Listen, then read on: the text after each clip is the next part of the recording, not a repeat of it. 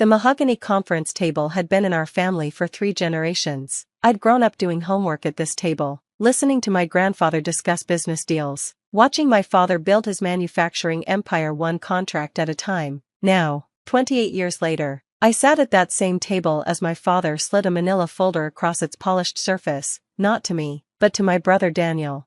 "Your grandmother's estate has finally been settled," Dad announced, his voice carrying that particular tone of finality he used when closing deals. $500,000. As expected, I watched Daniel's eyes light up as he opened the folder. My folder sat conspicuously absent from the table. "Where's mine?" I asked, though I already suspected the answer. My father adjusted his tie, the same navy blue one with tiny anchors that he wore to every important meeting. "Sophia, sweetheart, I've given considerable thought to this matter. The inheritance is going entirely to Daniel." The words hung in the air like smoke from his favorite cigars. Around us, the conference room walls displayed framed photos of 4 generations of Hartley family business owners, all men. "I see," I said, my voice steady despite the volcanic anger building in my chest. "And the reasoning? Women don't need money." He stated it like a fundamental law of physics. "Daniel has a business to run, a family to support. You'll marry eventually, and your husband will take care of you. It's simple economics." Daniel had the decency to look uncomfortable, shifting in his leather chair. "Dad, maybe we should split." "Nonsense," our father waved him off. "Sophia has her little marketing job. She's doing fine. This money will help you expand Hartley Electronics, carry on the family legacy." Little marketing job. I was chief marketing officer at a Fortune 500 company, pulling in a salary that would make his eyes water if he'd ever bothered to ask. But to him, any career a woman had was just a placeholder until marriage. "Besides," he continued, warming to his theme, "women are too emotional with money. They spend it on frivolous things, shoes, handbags, decorating." I thought about my investment portfolio, carefully diversified across index funds, real estate, and emerging markets. The same portfolio I'd grown from $5,000 to $400,000 over 10 years through careful research and strategic decisions. But why correct him? He'd made his position crystal clear. "You're absolutely right, Dad," I said, standing and smoothing down my suit, the same charcoal gray one I'd worn to close a $10 million marketing deal last week. "Women don't need money," he beamed, completely missing the ice in my voice. "I knew you'd understand. You've always been practical, despite being, well, despite everything, despite being a woman." He couldn't even say it. "Daniel," I turned to my brother, who was still looking like he'd swallowed something unpleasant. "Congratulations on the inheritance. I'm sure you'll invest it wisely." "Sophia, no, really, Dad's right. What would I do with money anyway?" I gathered my purse, a modest designer bag I'd bought with my first bonus. Not that anyone in this room would know that. "I should go. I have a hair appointment." I didn't, but it seemed like the kind of thing they'd expect me to say. As I walked out of that conference room, past the portraits of Hartley men who'd built their success on the backs of women they'd never acknowledged, I made a decision. Not for revenge. Revenge was too small a word for what I had in mind. I was going to show them exactly what happens when you underestimate a woman with a Harvard MBA and a point to prove. 3 years. That's all it took. 3 years of watching from the sidelines as Daniel poured Grandma's money into Hartley Electronics like water into a sieve. He had vision. I'd give him that. Unfortunately, his vision involved expensive equipment, flashy offices, and a fundamental misunderstanding of market dynamics. I kept tabs through industry connections, quarterly reports, and the occasional family dinner where I'd smile sweetly as Dad praised Daniel's bold expansion strategy while I mentally calculated their burn rate. "How's the little marketing job?" Dad would ask over pot roast. "Oh, making PowerPoints, planning office parties." I'd perfected the art of looking harmless. Meanwhile, I'd been promoted to senior vice president and was headhunted by 3 competitors. The cracks started showing in year 2. Delayed supplier payments, quiet layoffs, Daniel growing thinner, the stress etched in premature lines around his eyes. He'd stopped bringing his family to dinners. "Temporary cash flow issues," Dad would say, pouring another scotch. "All businesses go through rough patches." By year 3, the rough patch had become a crater. I was in Tokyo, finalizing a joint venture that would net my company $50 million in new revenue, when the call came. Not from family, they were too proud for that. From my contact at the bankruptcy court. "Hartley Electronics just filed Chapter 11, Miranda informed me. Thought you'd want to know, given your connection." I stared out at the Tokyo skyline, neon lights reflecting off glass towers. Send me the filing documents. Already in your inbox. Sophia, the asking price for assets is $50,000. It's a fire sale. $50,000. The company my grandfather started, that my father built, that my brother destroyed, on sale for less than a luxury car. I'll be back tomorrow, I said. Have the papers ready. The bankruptcy auction was held in a sterile courtroom that smelled of old coffee and broken dreams. I sat in the back, my presence unnoticed by the sparse crowd of vulture investors looking for cheap equipment to resell. Daniel was there, shoulders hunched, looking like he'd aged a decade in 3 years. Dad sat beside him, his navy anchor tie replaced by a black one, mourning the death of his legacy. When the auctioneer called for bids on Hartley Electronics as a complete entity, I raised my paddle. $50,000. Every head in the room turned. Dad's face went from gray to white to red in the span of 3 seconds.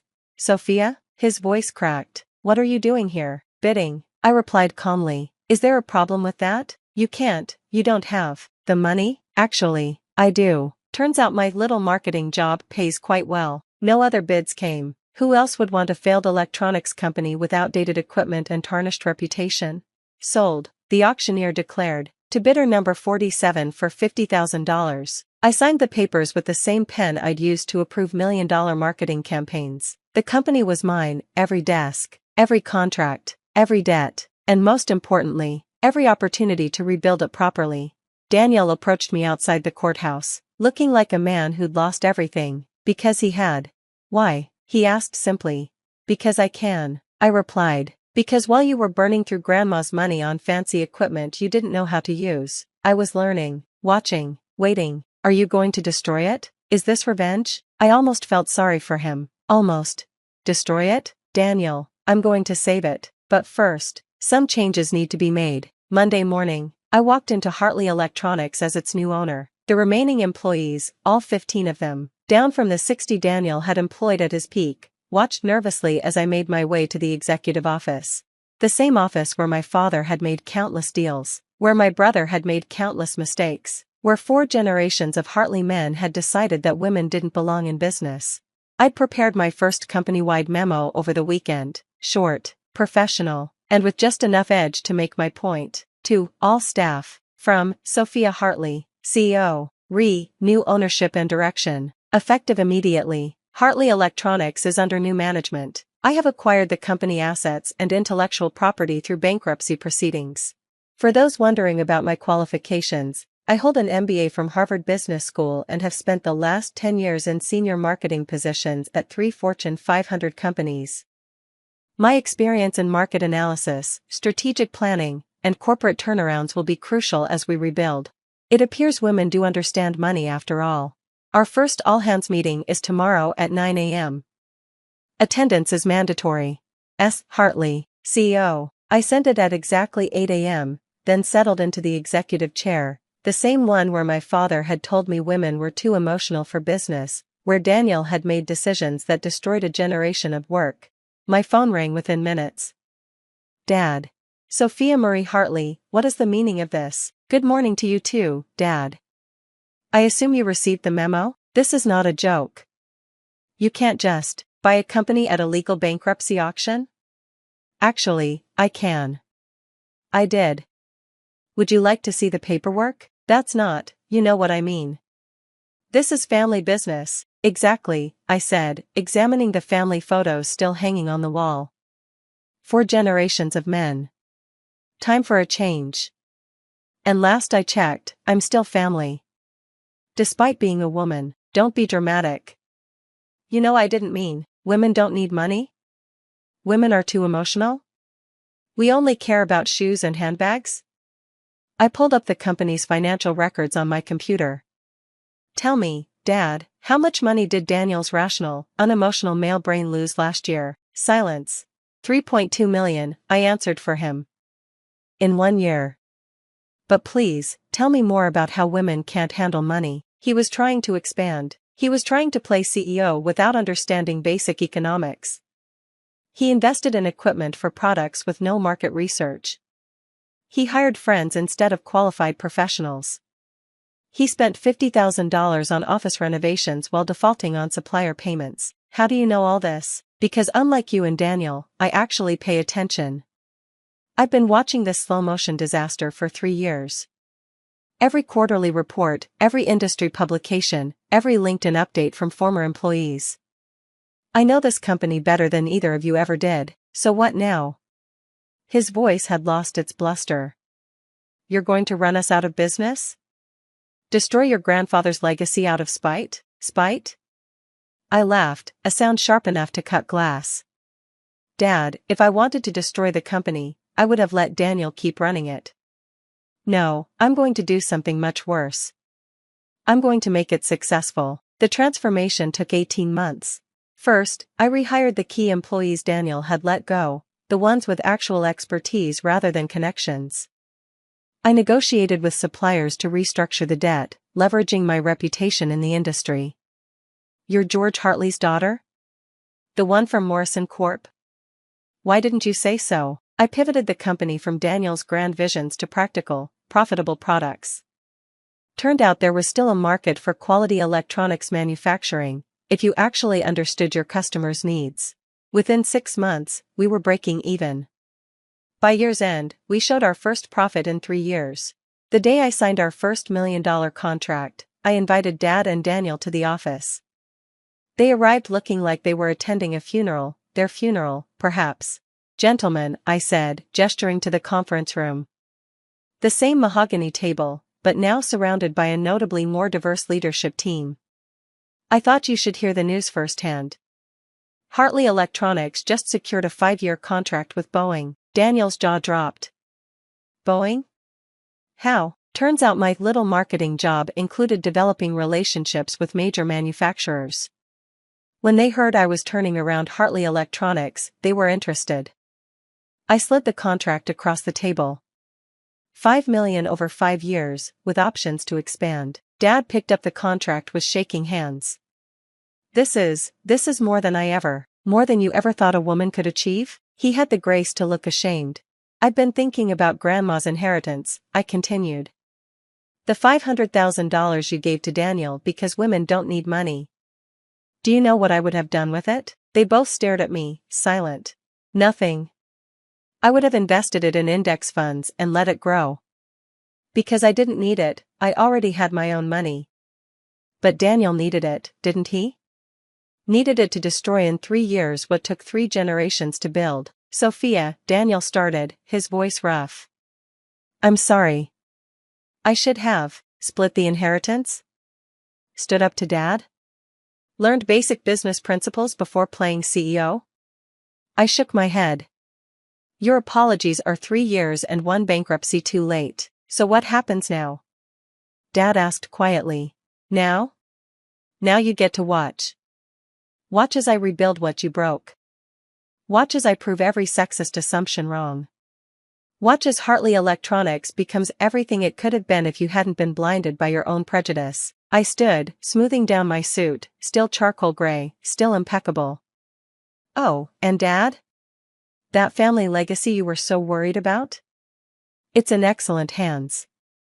Female hands, granted, but I think Grandma would approve. As they left, shoulders bowed under the weight of their assumptions, I returned to my office.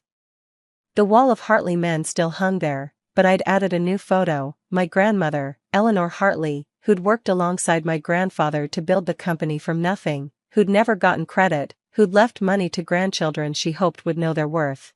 3 years later, Hartley Electronics is valued at $30 million. We employ 200 people, maintain contracts with 3 major aerospace companies, and just opened our second facility. I keep the bankruptcy filing papers framed in my office, right next to my Harvard MBA. A reminder of what happens when you underestimate someone based on their gender. Daniel works in middle management at a competitor. He's good at his job when someone else makes the big decisions. Dad retired early, his pride too wounded to watch his daughter succeed where his son had failed. He sends Christmas cards now, stilted messages about being proud of what I've accomplished. Too little, too late, but I appreciate the effort. And that $500,000 inheritance? The one I didn't need because women don't need money? I donated it to a scholarship fund for young women pursuing business degrees. The Eleanor Hartley Women in Business Scholarship, named for the grandmother who left money to all her grandchildren, even if some of them decided only certain grandchildren deserved it. Because it turns out women do need money. Not because we're weak, but because money is power. And for too long, that power has been kept from us by men who confused their privilege with competence.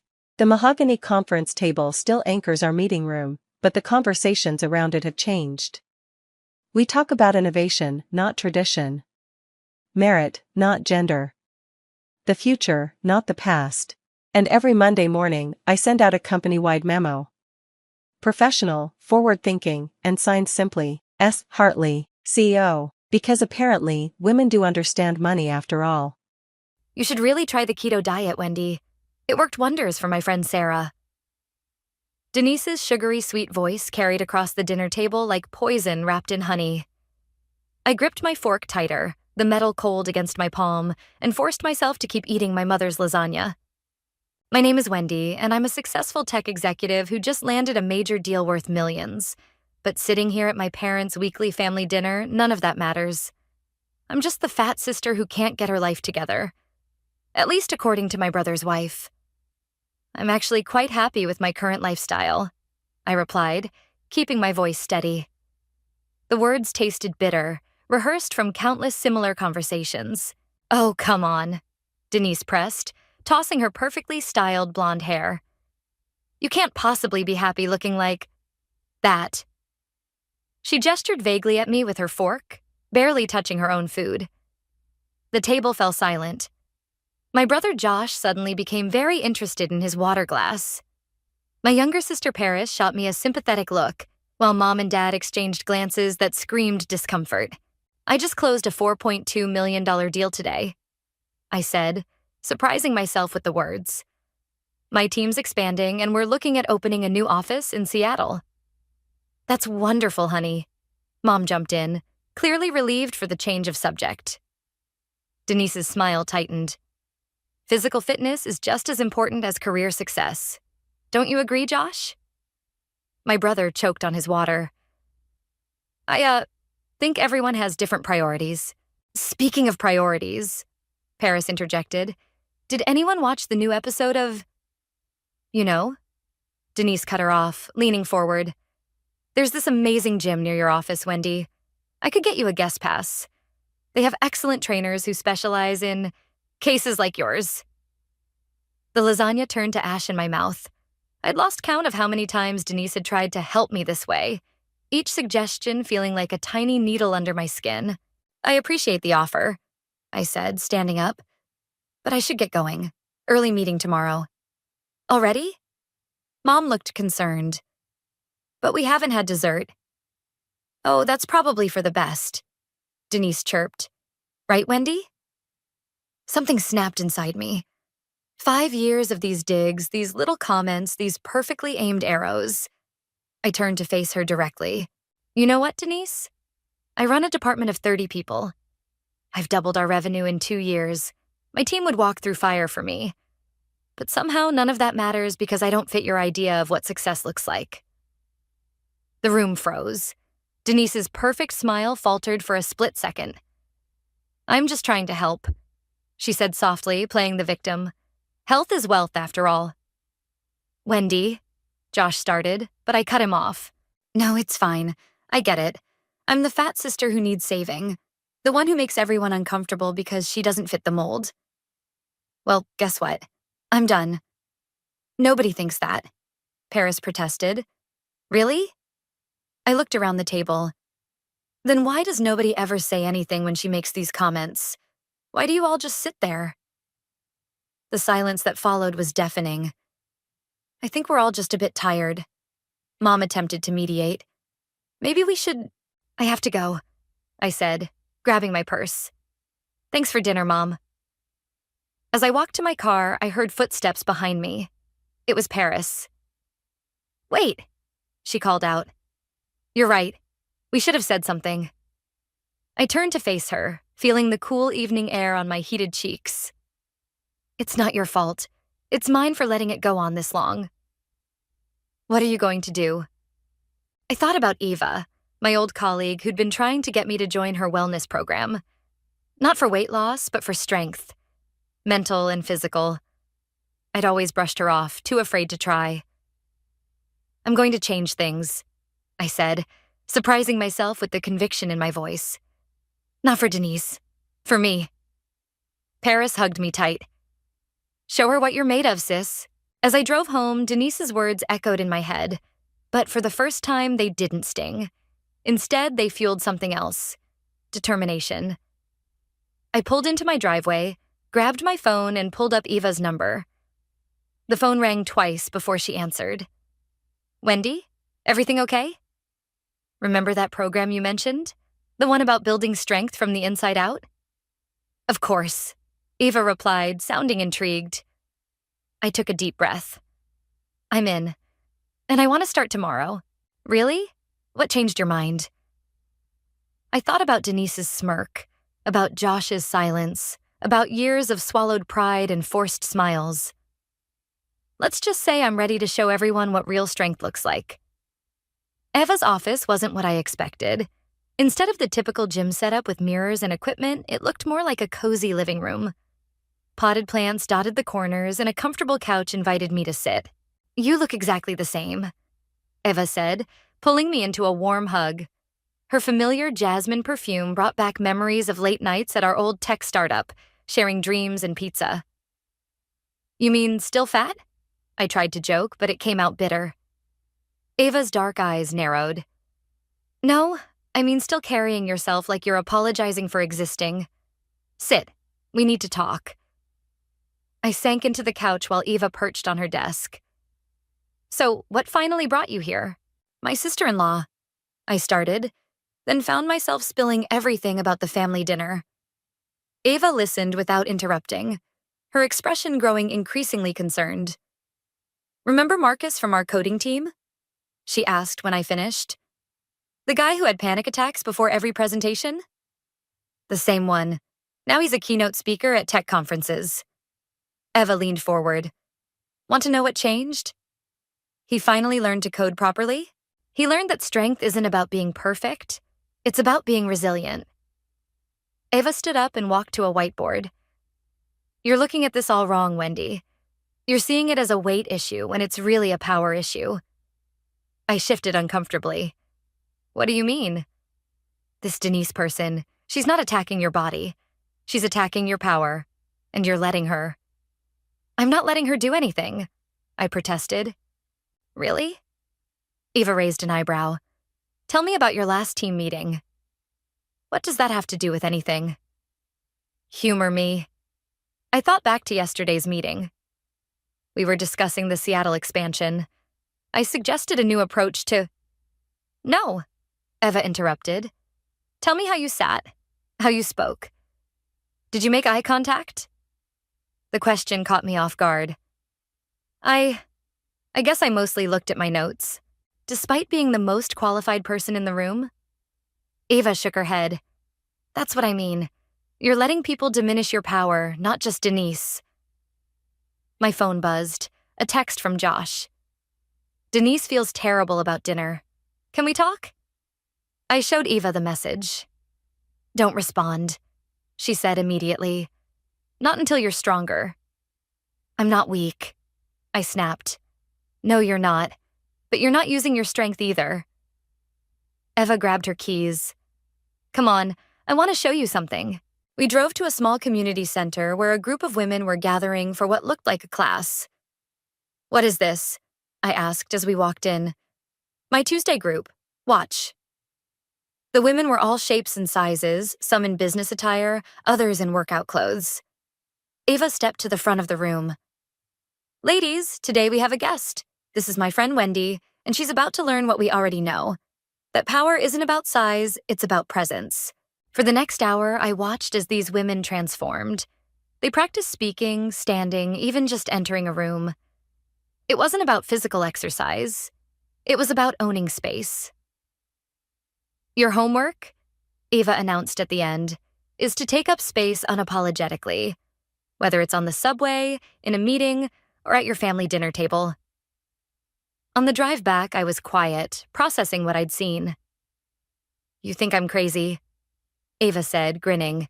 No, I think I'm crazy for not calling you sooner. I paused.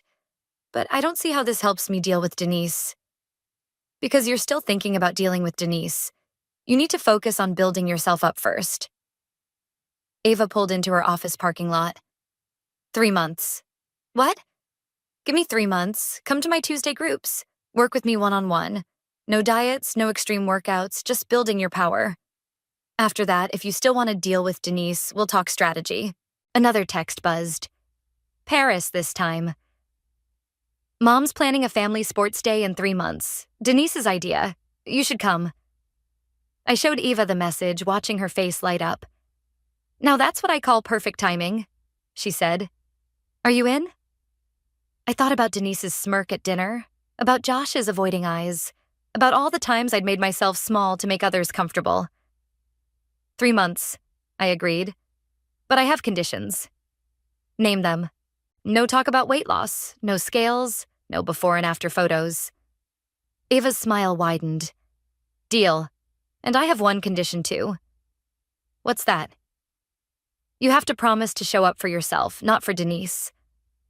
I took a deep breath, thinking about the women in the community center, about how they owned their space without apology. I promise. Good. Eva handed me a notebook. Your first assignment is to write down every time you make yourself small this week. Every time you apologize for nothing. Every time you let someone talk over you. Every time you shrink to make others comfortable. As I drove home, my phone buzzed again with another text from Josh. This time I didn't even look at it. For the first time in years, I felt something new growing inside me. Not anger, not revenge, but something stronger. Hope. Stand like you own the room, Ava commanded, adjusting my posture in front of the mirror. Shoulders back, chin up, now walk. 2 weeks into our sessions, and I was learning things I'd never considered before. Like how the way you enter a room can change its entire dynamic. Better, Eva nodded as I strode across her office. But you're still apologizing with your eyes. I don't even know what that means. I laughed, but my phone's buzz interrupted us. Josh again. He'd been calling daily since the dinner incident. Eva raised an eyebrow. Still avoiding him?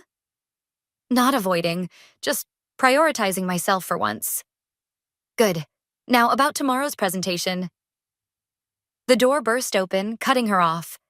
There stood Denise in perfect workout gear, her face a mask of fake concern. Wendy, I thought it was you. I teach yoga next door and saw your car. Her eyes swept over Eva's office, taking in the lack of traditional gym equipment. What is this place? My heart raced, but Eva's training kicked in. Shoulders back, chin up, own the space. Executive coaching, I said firmly. Eva's helping me enhance my leadership presence. Denise's perfect smile flickered. Oh, I thought... Well, when I saw you at a wellness center, you thought I was finally taking your weight loss advice? I finished for her, maintaining eye contact. The silence stretched uncomfortably. Actually, Eva stepped in, her voice professional. Wendy's preparing for a major presentation tomorrow. We're working on commanding presence and authoritative speaking techniques, things that make a real impact in the corporate world. Denise's smile turned brittle. How interesting. Josh has been trying to reach you, you know. He's worried. I've been busy. Major project launch coming up. Too busy for family? Denise pressed. Too busy for drama, I corrected, surprising myself with my directness. Eva cleared her throat. Wendy, we should review your presentation points. Right, I nodded, turning back to Denise. It was nice seeing you. I'll tell Josh I saw you, Denise said, her tone suggesting a threat. He'll be relieved you're getting help. After she left, I collapsed onto Eva's couch. That was fantastic, Eva exclaimed. Did you see how you held your ground? 3 weeks ago, you would have made excuses or let her diminish you. She'll tell everyone I'm getting therapy or something. So what? Own it. Yes, I'm working with the executive coach to enhance my already successful career. Make it a power move. My phone buzzed again. Paris this time. Heads up, Denise is spreading weird rumors about you getting help. Want me to shut it down? No, I texted back. I've got this. The next day, I walked into the conference room for my presentation wearing my power suit and the presence Eva had helped me cultivate. My team sat straighter when I entered. Even my boss, Lionel, seemed to notice something different. Before we begin, I announced, I'd like to share something personal. The room quieted. I've recently started working with an executive coach to enhance my leadership skills. Because true leaders never stop growing. Lionel nodded approvingly. The presentation went perfectly, and afterward he called me into his office. That was impressive, he said. Not just the presentation, the way you carried yourself. You're different lately. Thank you, I'm working on it. Keep working, the Seattle office will need strong leadership. I blinked. Are you saying, we'll talk details next week? He smiled. Whatever you're doing, it's working. That evening, I finally answered Josh's call. Where have you been? He demanded. Denise said she saw you at some wellness center getting therapy or something? Executive coaching, I corrected. And yes, I'm working on my professional development. How are you, Josh? What? Look, Denise feels terrible about dinner. She wants to make it right. I'm sure she does. What's that supposed to mean? It means I'm not interested in making her feel better about her behavior. The words came easily now. If she wants to apologize, she can do it directly. No triangulation. When did you get so different? When I stopped accepting unacceptable behavior. I paused. I hear there's a family sports day coming up? Yeah, Denise is organizing it. You're coming? Wouldn't miss it. I smiled, thinking of Eva's training. Tell Denise I'm really looking forward to it. After hanging up, I texted Eva. Just stood up to both my brother and my boss in the same day, in completely different ways. Her response came quickly. Perfect. Now, about those sports day plans? I grinned, feeling stronger than ever. Denise wanted a show of strength. She was going to get one. Just not the kind she expected.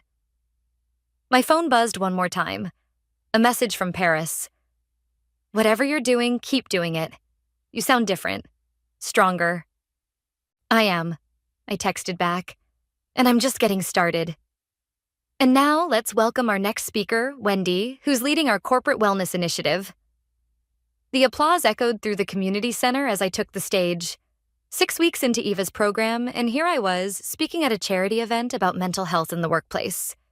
The irony wasn't lost on me. 3 years ago, I began, my voice steady and strong. I sat in my office after closing a major deal, feeling like an imposter. Success didn't make me feel powerful. It made me feel more vulnerable to criticism.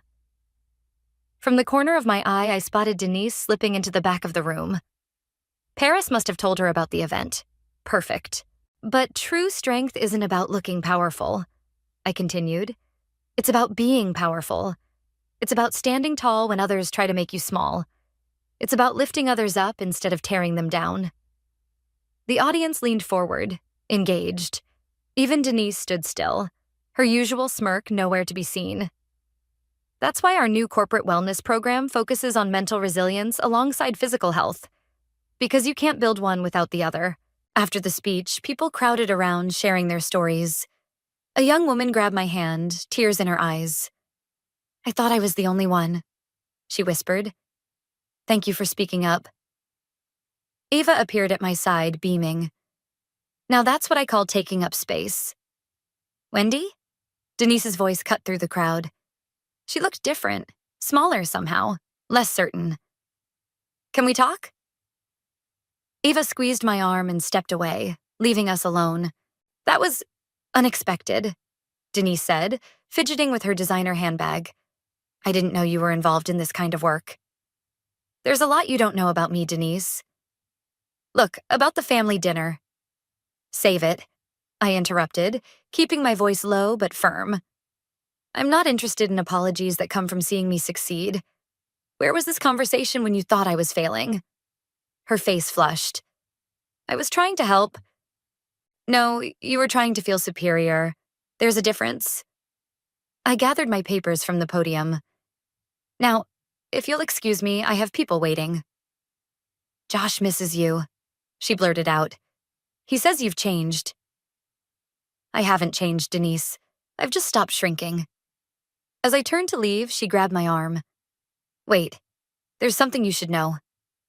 What's that? The family sports day. I organized it because I thought... She swallowed hard. I thought it would be another chance to prove I'm better than you. The admission hung between us. For the first time, I saw past Denise's perfect exterior to something fragile underneath. Why are you telling me this? Because watching you up there, owning that stage, I realized I've been competing with the wrong person. I've been so focused on proving my worth by diminishing yours.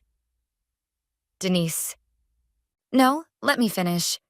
My sister was always the successful one, the pretty one. I thought marrying into your family would finally make me the superior sister somewhere. But I've been horrible to you, and today I saw what real strength looks like. I studied her face, searching for the usual manipulation, but found only raw honesty. The sports day is still happening, she continued. But maybe it could be about something else, something better. Before I could respond, my boss Lionel approached. Wendy, the board members loved your presentation. They want to implement your wellness program in all our offices, including Seattle. Seattle? Denise asked. Yes, I replied, standing taller. I'm being promoted to run the new regional office. Denise's eyes widened.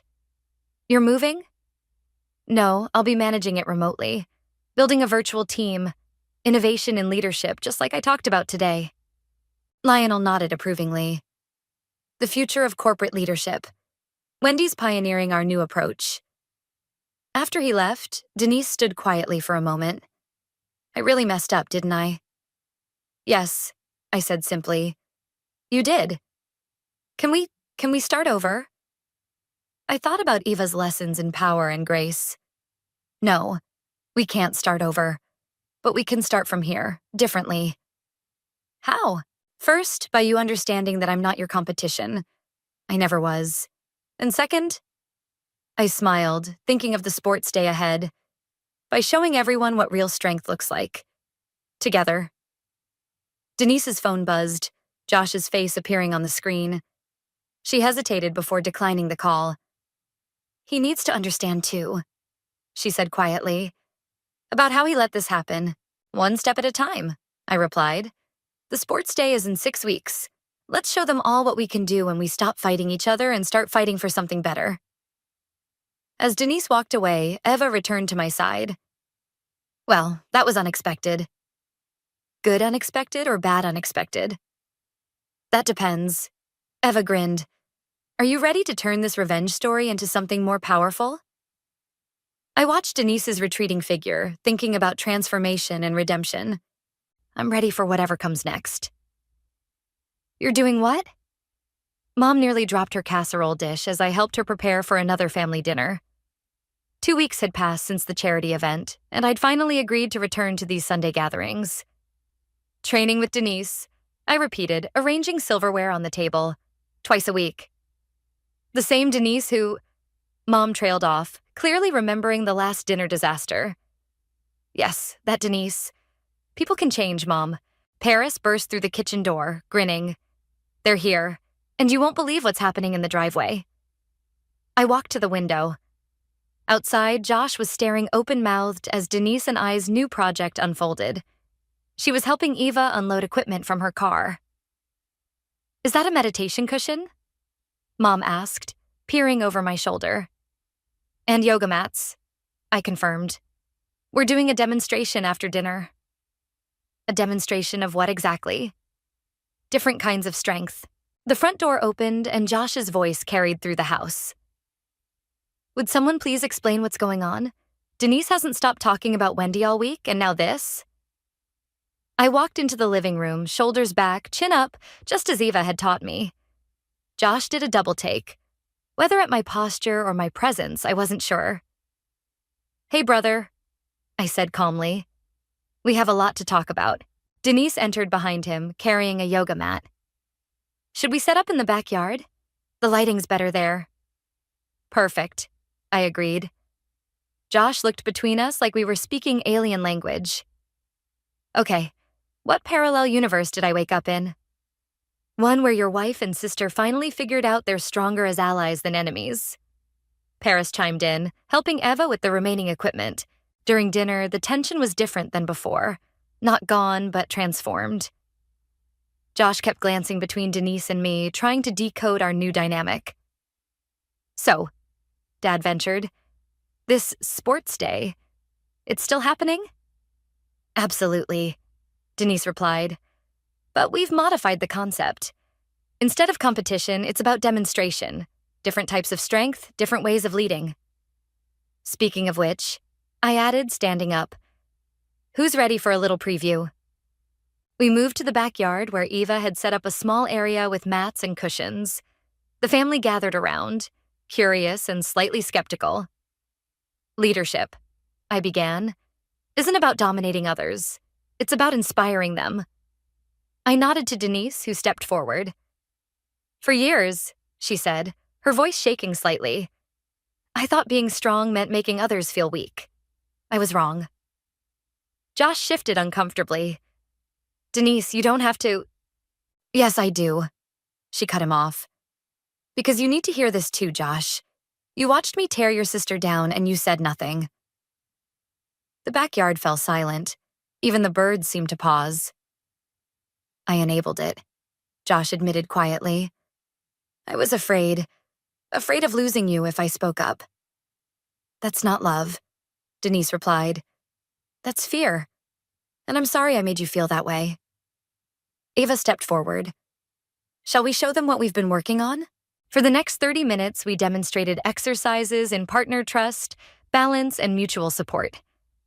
Not just physical exercises, but emotional ones, too. The family watched as Denise and I moved through sequences that required complete cooperation. Now, Eva addressed the family. Who wants to try? To everyone's surprise, Mom stood up first. I think it's time I learned some new ways of being strong, too. One by one, family members joined us on the mats. Even Josh, after some coaxing, participated in a trust fall exercise with both Denise and me. Later, as we were packing up, Josh pulled me aside. I don't understand, he said. How did this happen? We both realized we were fighting the wrong battle, I explained. Denise needed to prove she was worthy of being part of this family, and I needed to prove I was worthy of my success. We were both wrong. And the sports day? Will be a demonstration of real strength. All kinds of strength. I paused. You should join us in training. I wouldn't know where to start. That's exactly where everyone starts, Josh, with not knowing. As the family helped clean up, I caught Denise looking at her reflection in the patio door. She wasn't checking her appearance as she usually did. She was practicing her power pose. Ready for next week's corporate wellness presentation? I asked her. She nodded. Ready to show them what real transformation looks like. Mom appeared beside us, holding the meditation cushion. Can I keep this? I think I need to learn some new things too. I hugged her, feeling the years of unspoken tensions beginning to dissolve. We all do, Mom. We all do. As Eva drove away, she gave me a thumbs up through the window. Phase 1 of our plan was complete. The family was on board. Now came the harder part. Preparing for a sports day that would redefine what victory really means. Again, Eva's voice echoed through the community center. This time, focus on the transition. Denise and I moved through our sequence, a combination of yoga poses and partner exercises we'd created for the sports day demonstration. 2 weeks to go, and we were training daily. Better, Eva called out. But Denise, you're still trying to control everything. Trust Wendy's strength. Sorry, Denise muttered, her face flushed. Old habits. Don't apologize, I said, helping her up. Just breathe and try again. Josh walked in, carrying water bottles for everyone. He'd been joining our sessions regularly now, slowly understanding the new dynamic between his wife and sister. Mom's outside, he announced. She's nervous about trying the group sequence. I'll talk to her. Denise offered, surprising us all. She jogged outside, leaving Josh and me alone. She's different, Josh said quietly. You both are. Good different? Real different. He handed me a water bottle. I've been thinking about that dinner. About all the dinners, really. I should have... Stop, I interrupted. We're not doing guilt. We're doing growth. Ava clapped her hands. Break's over. Josh, you're up. Let's work on that trust fall sequence. Mom entered with Denise, looking apprehensive but determined. I brought snacks, she announced, holding up a bag. And I've been practicing those breathing exercises. Show us, Ava encouraged. For the next hour, we worked as a family. Mom surprised everyone with her natural grace in the slower movements. Josh finally managed to let go of his need to control every fall. And Denise showed glimpses of a person I'd never known existed. During a water break, I overheard her on the phone. No, Sarah, I won't be teaching the morning yoga class anymore. Because I'm working on something more important. No, it's not about weight loss. Look, I have to go. She caught me listening and shrugged. Some people won't understand what we're doing here. Are you okay with that? I'm learning to be. She twisted her water bottle cap. My sister called yesterday. First time in months. The successful one? Yeah, I told her about our project, about redefining strength. She laughed. And for the first time, her laugh didn't destroy me. Denise smiled. Progress, right? Ava called us back to practice. We were working on the finale sequence when Paris burst through the door. Emergency, she announced. Dad found the sports day program draft. My stomach dropped.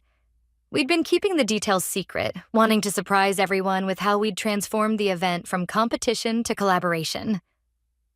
What did he say? Josh asked. He's confused. Says it's not really a sports day without winners and losers. Paris handed me her phone.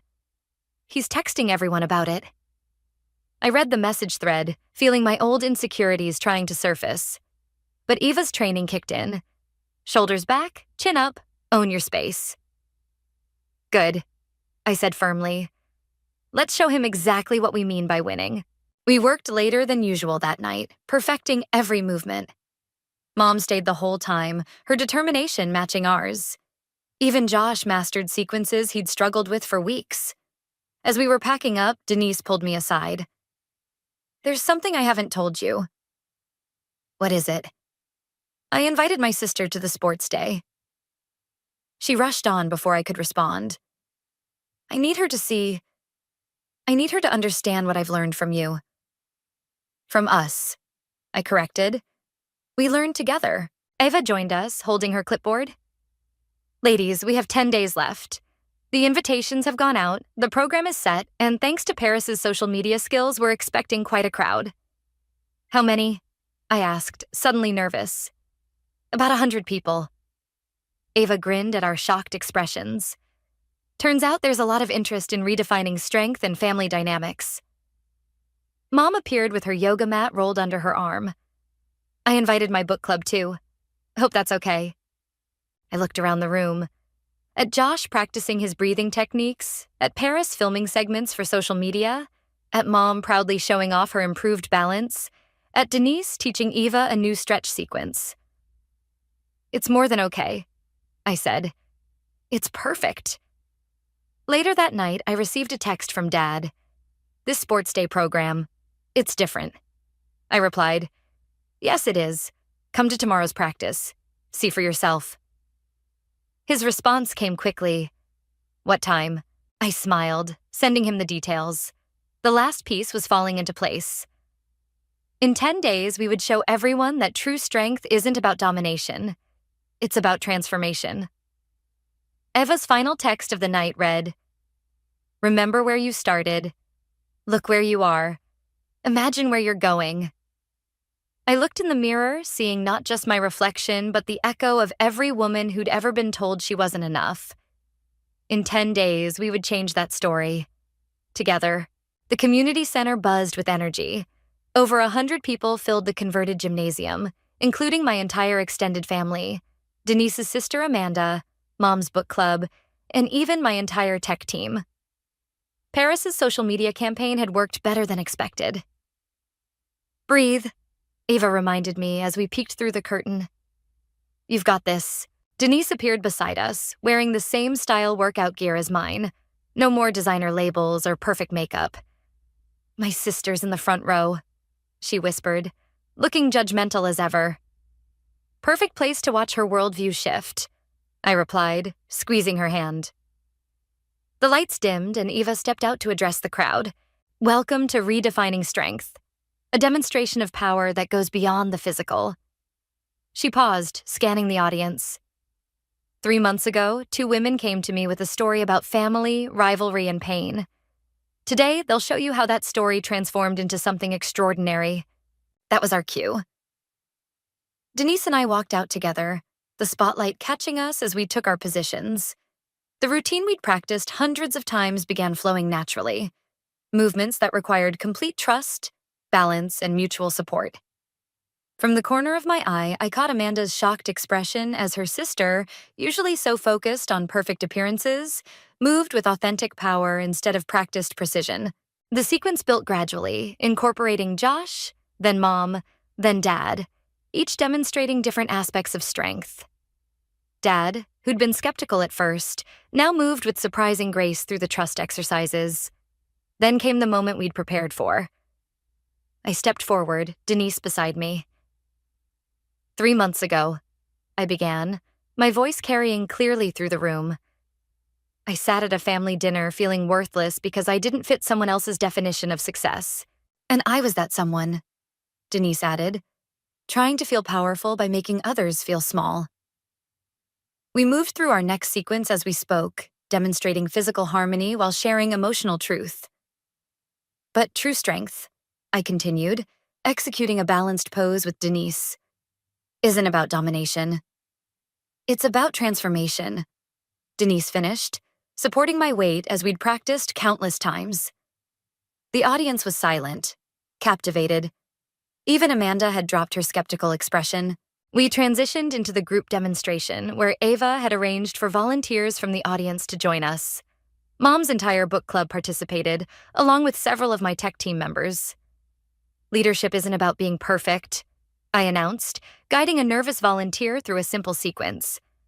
"It's about being authentic." "And family isn't about competition," Denise added, working with another group. "It's about elevation." The energy in the room shifted as more people joined in, learning simple movements that demonstrated connection rather than competition. Even Amanda, after some coaxing from Mom, participated in a basic partner exercise. The finale brought everyone together in a series of connected movements, showing how individual strength contributes to collective power. As the last sequence ended, the room erupted in applause. Ava stepped forward again. "This is just the beginning. We're launching weekly sessions here at the community center, teaching these principles to anyone who wants to learn." People crowded around afterward, sharing their own stories of family tension and transformation. Amanda approached Denise, her usual poise slightly shaken. "I don't know what to say," she admitted. This isn't what I expected." "That's kind of the point," Denise replied, standing tall. "I'm not trying to be you anymore. I'm learning to be me." The sisters hugged, awkwardly at first, then with genuine emotion. My tech team surrounded me, led by Lionel.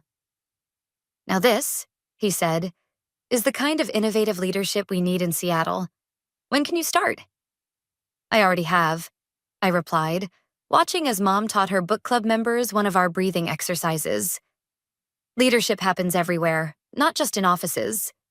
Josh appeared with Dad, both still in their workout gear. "So," Dad said, "this is what you meant by different kinds of strength." "Did we prove our point?" I asked. He hugged me, then Denise. "You proved something better. You proved that family can change." Paris bounced over, phone in hand. "The video's already going viral. People are asking about training programs, workshops, everything." Ava joined us, beaming. "Ready for phase 2? "Phase 2? Josh asked. "The real work," Denise explained. taking this message beyond today, teaching others what we learned. I looked around the room, at Mom sharing techniques with her friends, at Dad proudly explaining our program to relatives, at Josh finally standing comfortable in his own skin, at Denise and Amanda beginning to build a new kind of sisterhood. "We're ready," I said. Eva smiled. "Then let's show them what real power looks like." As people began filing out, carrying new knowledge and perspective with them, I caught Denise's eye across the room. We shared a knowing look. This wasn't the end of our story. It was just the beginning of a better one. "Ready for this?" Eva asked as we stood outside my parents' house for another Sunday dinner. The first one since the sports day demonstration. "Different kind of strength needed today," I replied, adjusting my blazer. I'd just flown back from Seattle after finalizing plans for the new office. Denise's car pulled up, and she stepped out wearing business casual instead of her usual designer outfit. "Sorry I'm late. The community center class ran over." "How's the new program going?" I asked as we walked to the door. "Full registration. Turns out a lot of people want to learn about real strength." She smiled. "Amanda's even talking about starting a similar program in her city." Mom opened the door before we could knock, pulling us into a group hug. The house smelled of lasagna, the same dish from that fateful dinner months ago. "Perfect timing," she said. "Paris is setting up for the announcement." We entered to find the dining room transformed. Instead of the usual formal setup, the table had been pushed to one side, creating an open space with cushions arranged in a circle. Dad and Josh were already seated, looking both amused and comfortable with the change. "Look what arrived." Paris bounded in, holding up a magazine. On the cover was a photo from our sports day demonstration with the headline, "Redefining Corporate Wellness, How Two Women Transformed Family Rivalry into Revolutionary Leadership." "The article's already generating interest from other companies," I said, sitting down. "They want to implement our program nationwide." "And the community center is expanding to 3 more locations," Denise added. "Eva's training new instructors next week." Josh reached for Denise's hand. "Remember when you used to measure success by how many people showed up to your yoga classes? Remember when you used to measure it by keeping everyone happy?" She countered gently. "Speaking of measuring things differently," Mom interrupted, bringing in the lasagna, "I have news." We all turned to her. She stood straighter, using the presence techniques we'd taught her. "I'm going back to school," she announced, "to get my counseling degree. All those years mediating family drama, might as well make it official." "Mom," Paris squealed, "that's amazing." Dad stood up, wrapping an arm around Mom's waist. "Tell them the rest." "The community center offered me a part-time position," Mom continued, "running support groups for families dealing with similar issues to ours. Looks like transformation runs in the family," Eva observed. As we settled into dinner, the conversation flowed naturally. No forced politeness, no hidden barbs, no competition for attention. "I've been thinking," Denise said during a lull, "about that first dinner when all this started." The room quieted. "I was so wrong," she continued, "but I'm grateful for that wrongness now. It led us here." "To lasagna?" Josh joked. "To truth," I corrected. "To real strength." "Speaking of which," Paris chimed in, "wait until you see the messages we're getting from the article. People sharing their own family transformation stories. It's becoming a movement." "A movement needs leaders," Eva said pointedly. I nodded, understanding. "That's actually why I wanted everyone here tonight. The Seattle office isn't just about tech anymore. We're launching a full corporate wellness division, focusing on authentic leadership and strength. And," Denise added, "we're partnering with community centers nationwide to make these programs accessible to everyone." "We?" Dad asked. "I've asked Denise to head up the community outreach program," I explained. "Nobody better understands both sides of this transformation." Denise blinked back tears. "I haven't said yes yet." "But you will," Josh said softly, "because you finally found your real strength." We all did, Mom added, serving the lasagna. "Now who's hungry?" As we ate, I watched my family. Really watched them. Dad discussing program logistics with Eva, Mom sharing course catalogs with Paris, Josh and Denise planning community outreach strategies. Hey, Denise caught my attention. Remember when I thought strength was about making others feel weak?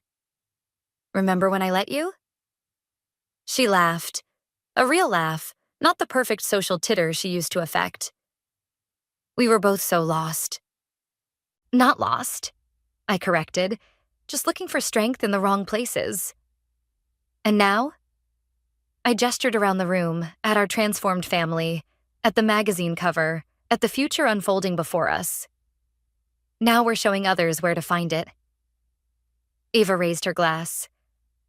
To finding strength in unexpected places. To family, Mom added. To transformation, Denise offered. To truth, Josh contributed. To all of it, I concluded. And to whatever comes next. As we clinked glasses, I caught my reflection in the window. The woman looking back wasn't seeking revenge anymore. She wasn't trying to prove anything. She was simply, powerfully, authentically herself. And that was the greatest transformation of all. The Christmas tree lights blinked mockingly at me as I sat alone at my dining room table, staring at the empty chair where my son should have been. The turkey I'd spent hours preparing had gone cold, and the bottle of wine he'd given me last Christmas remained unopened. My phone lay silent, though I'd checked it 100 times since morning. I'm Zaylee, and this is the story of how I lost my son to wealth, then found a way to bring him back, though not in the way anyone could have expected. He's probably just running late, I muttered to myself, knowing full well it was a lie. Randolph hadn't been running late for the past 8 months. He'd been running away. The sound of my fork scraping against the empty plate echoed through the house. I remembered how, just a year ago, this room had been filled with laughter. Randolph and his best friend Theo sprawled on the couch, arguing about video games while I prepared dinner. Now even Theo couldn't get through to him. My phone buzzed, my heart leaped, but it was just Sergio from work. "Merry Christmas, Z. How's dinner with Randolph?" I stared at the message, my throat tight. Before I could respond, another text came through. "He didn't show, did he?" I typed back, "No," again. The phone rang immediately. Sergio's warm voice filled my ear. "I'm coming over. Nobody should be alone on Christmas." "Don't be silly," I said, forcing cheerfulness into my voice. "You have your family waiting. I'm fine, really." "You're not fine, Z. This isn't right." "He's 24, I said, the words bitter in my mouth. "He's allowed to make his own choices, even if those choices involve ghosting his mother for some trust fund princess." I winced. Emily Knight, the girlfriend who'd swept into Randolph's life like a hurricane in designer clothes, leaving nothing but destruction in her wake. Since meeting her at that charity gala, my son had transformed from the warm, grounded young man I'd raised into someone I barely recognized. My phone buzzed again. This time, it was him. "Hey, Mom." Randolph's voice was distant, artificial. I could hear classical music and tinkling glasses in the background. "Sorry about dinner. Emily's family had this thing at the country club, and it's Christmas, Randolph." I cut in, my voice shakier than I intended. "We always spend Christmas together. Mom, you need to understand. Things are different now. Emily's family, they're different. Better, actually. They know people, important people. They can help me build connections, create opportunities." "Better?" The word felt like a slap. "Better than what exactly?" There was a pause. Then, "You know what I mean. Look, I've got to go. Emily's mother is about to give a toast." "Randolph, wait. I'll call you later, okay? Maybe we can do lunch sometime next week, if I'm not too busy with the Knight Foundation stuff." The line went dead. I sat there, phone pressed to my ear, listening to the silence. Through my window, I could see my neighbors' houses, lit up with Christmas decorations, families moving behind warm windows, together and whole. The doorbell rang, startling me. I opened it to find Theo standing there, snow dusting his shoulders, holding a wrapped package.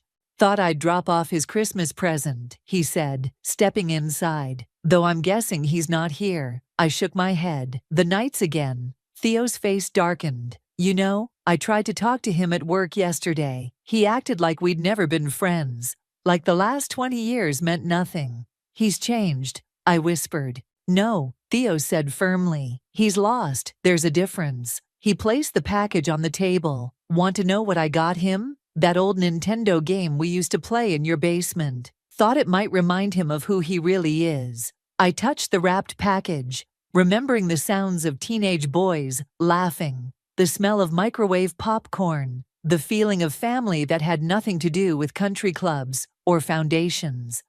"He said they're better," I admitted, the words burning my throat. "Better than us." Theo's expression softened. "Then he's an idiot, and someday he's going to realize that." "I hope you're right." After Theo left, I stood in my kitchen, looking at the family photos on my refrigerator. Randolph's graduation, his first job, the day we moved him into his apartment. In every picture, he was smiling. Real smiles, not the practiced one he wore now at night family functions. I picked up my phone and deleted the draft message I'd been composing all day. "Merry Christmas, sweetheart. I miss you." Instead, I opened my work email and clicked on a folder marked Night Foundation, Confidential. There, buried in legal documents and trust agreements, lay a truth that could change everything. A truth about karma, about consequences, and about the real meaning of better. I just had to decide what to do with it. As we reach this moment in our tale, we're curious. Which country or city are you watching from today? Share with us in the comments. Now back to what happened next. 3 days after Christmas, I sat in my office, staring at Milton's last letter to me. The paper had grown worn from repeated handling, but his elegant handwriting remained clear. "My dear Zaylee, when the time comes, you'll know exactly what to do with this trust. You always understood what real wealth means." Still obsessing over that letter? Sergio appeared in my doorway, 2 coffee cups in hand. "Just thinking about Milton," I said, accepting the coffee. "He'd be heartbroken to see what's happening with his family now." Sergio settled into the chair across from my desk. "You mean how his granddaughter is systematically destroying your son's personality?" "Among other things." I pulled up the trust documents on my computer screen. "Did you know Milton never told his family about my role? Even Tabitha doesn't know I'm the executor." "That crafty old man," Sergio chuckled. "Always playing the long game." My phone buzzed with a text from Randolph. "Rain check on lunch. Emily's planning a charity gala. Need to focus on that." Sergio caught my expression. "Another cancellation?" He doesn't even bother making excuses anymore. I turned the screen to show him. "But here's the irony, that charity gala. It's being funded through the trust I manage. Does Emily know that?" "Nobody knows except you and the lawyers." I leaned back, remembering my last conversation with Milton before he passed away. "You're the only one who sees people for who they really are, Zaylee," he'd told me, his voice weak but determined. "Not for their bank accounts or social connections. That's why I'm trusting you with this." The intercom buzzed, interrupting my thoughts. "Ms. Warren, Tabitha Knight is here to see you." I exchanged alarmed looks with Sergio. "Send her in." Tabitha swept into my office like a perfumed hurricane, designer heels clicking against the floor. "Zaylee, darling, I hope I'm not interrupting." "Not at all," I lied, as Sergio excused himself with a meaningful look. "What brings you here?" "Oh, I was just passing by and thought I'd check in on my future mother-in-law." Her smile didn't reach her eyes. "Emily tells me Randolph is absolutely thriving at our country club events." I kept my face neutral. "Is he?" "Oh yes, though," she paused dramatically. "He seems a bit reluctant to discuss his background." Emily mentioned something about a public school education. "He attended Lincoln High," I said proudly. "Graduated top of his class." "How quaint." Tabitha's perfectly lined lips twitched. "Well, we're working on polishing those rough edges. Emily's quite good at that sort of thing." My hand tightened around Milton's letter.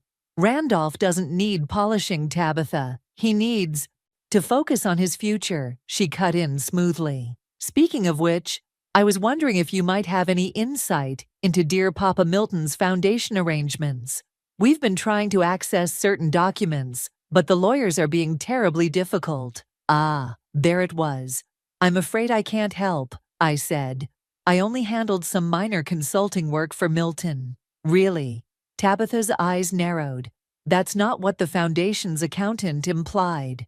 Perhaps you should speak with the lawyers directly. She stood, smoothing her skirt. Perhaps I should. It's just, well, Emily's quite set on this engagement, but these things can be so delicate. It would be a shame if any complications arose. The threat hung in the air like expensive perfume. After she left, Sergio reappeared. Well, that was subtle as a sledgehammer. I pulled up Emily and Randolph's engagement announcement on my computer, a glossy photo of them beaming at the camera, his smile as artificial as her diamonds. Milton knew, I said quietly. He knew exactly what would happen when he made me executor instead of Tabitha. Question is, what are you going to do about it? I opened the trust documents again, scanning the crucial clause, full discretionary powers over all distributions, including the right to withhold funds based on moral and ethical considerations. I'm going to do what Milton wanted, I said. Teach them all what real wealth means. My phone buzzed again, a social media notification. Emily had posted a photo of herself and Randolph at some charity lunch, captioned, "With my love planning the biggest gala the Knight Foundation has ever seen." I clicked through to the comments. There was Theo. "Remember when you used to say fancy parties were for pretentious snobs?" Randolph's reply made my heart sink. "People grow up, man. Maybe you should try it." I closed the browser and pulled up my email. With trembling fingers, I began composing a message to the foundation's lawyers. Regarding the upcoming gala funding request, I need to schedule a meeting with Emily Knight to discuss certain conditions. Sergio read over my shoulder. "You sure about this?" I thought about Randolph's empty chair at Christmas, about Tabitha's thinly veiled threats, about Milton's faith in me. Yes, it's time they learned that some things can't be bought, and some people can't be polished away. And Randolph? I touched the screen where my son's artificial smile gleamed. Sometimes love means letting someone hit rock bottom so they can remember how to climb. The Knight family's winter charity gala buzzed with artificial warmth as I slipped in through a side entrance. Nobody recognized me. I'd traded my usual business attire for a designer dress that cost 3 months' salary. Sometimes blending in means standing out. "Champagne, madam?" A server offered me a crystal flute. "Thank you." I positioned myself near a marble column, scanning the crowd until I spotted him. Randolph stood with a cluster of young socialites, his hand resting possessively on Emily's waist. He was laughing at something, but I knew that laugh. It was his networking laugh, not his real one. Quite the transformation, isn't it? I turned to find Theo beside me, looking uncomfortable in a rented tuxedo. "I didn't expect to see you here," I said. "Got an invitation. Probably Emily's idea of a joke." He nodded toward Randolph. "Watch this." Theo straightened his bow tie and walked directly toward the group. I held my breath. "Randy, man, remember that time we crashed your mom's car trying to get McDonald's at 2 a.m.? Your mom was so cool about it, just made us work it off doing yard work." The silence was immediate and crushing. Emily's perfectly plucked eyebrows arched toward her hairline. "I'm sorry," Randolph said, his voice clipped. "Do we know each other?" Theo's face fell. "Seriously? 20 years of friendship, and you're pulling this? I think you must be confused." Emily cut in smoothly. "Randolph doesn't associate with that sort of thing anymore." "That sort of thing?" Theo's voice rose slightly. "You mean actual friendship, real connections, people who actually give a damn about you." "Security," Emily called out, waving delicately. "We seem to have an uninvited guest." I watched as 2 burly men in suits approached. Theo backed away, hands raised. "Don't bother," he said. "I'm leaving." "But Randy, when you remember who you are, If you ever do, don't bother calling. Some things you can't fix with Daddy's money. As Theo stormed out, I saw something flicker across Randolph's face. Pain, maybe recognition, but Emily's hand on his arm seemed to erase it instantly. "Darling," she cooed, "let's announce the Foundation's new initiative." I moved closer to the stage as Emily tapped her glass for attention. "Ladies and gentlemen, the Knight Foundation is proud to announce our biggest project yet, a complete renovation of the city's arts district." Applause rippled through the crowd. I checked my phone, where an email from the Foundation's lawyers waited. "Funding approval required for project initiation. My fiancé and I," Emily continued, pulling Randolph forward, "will be personally overseeing this transformation. We're leaving behind the, shall we say, less refined elements and creating something truly worthy of the Knight name." "Less refined elements?" someone near me muttered.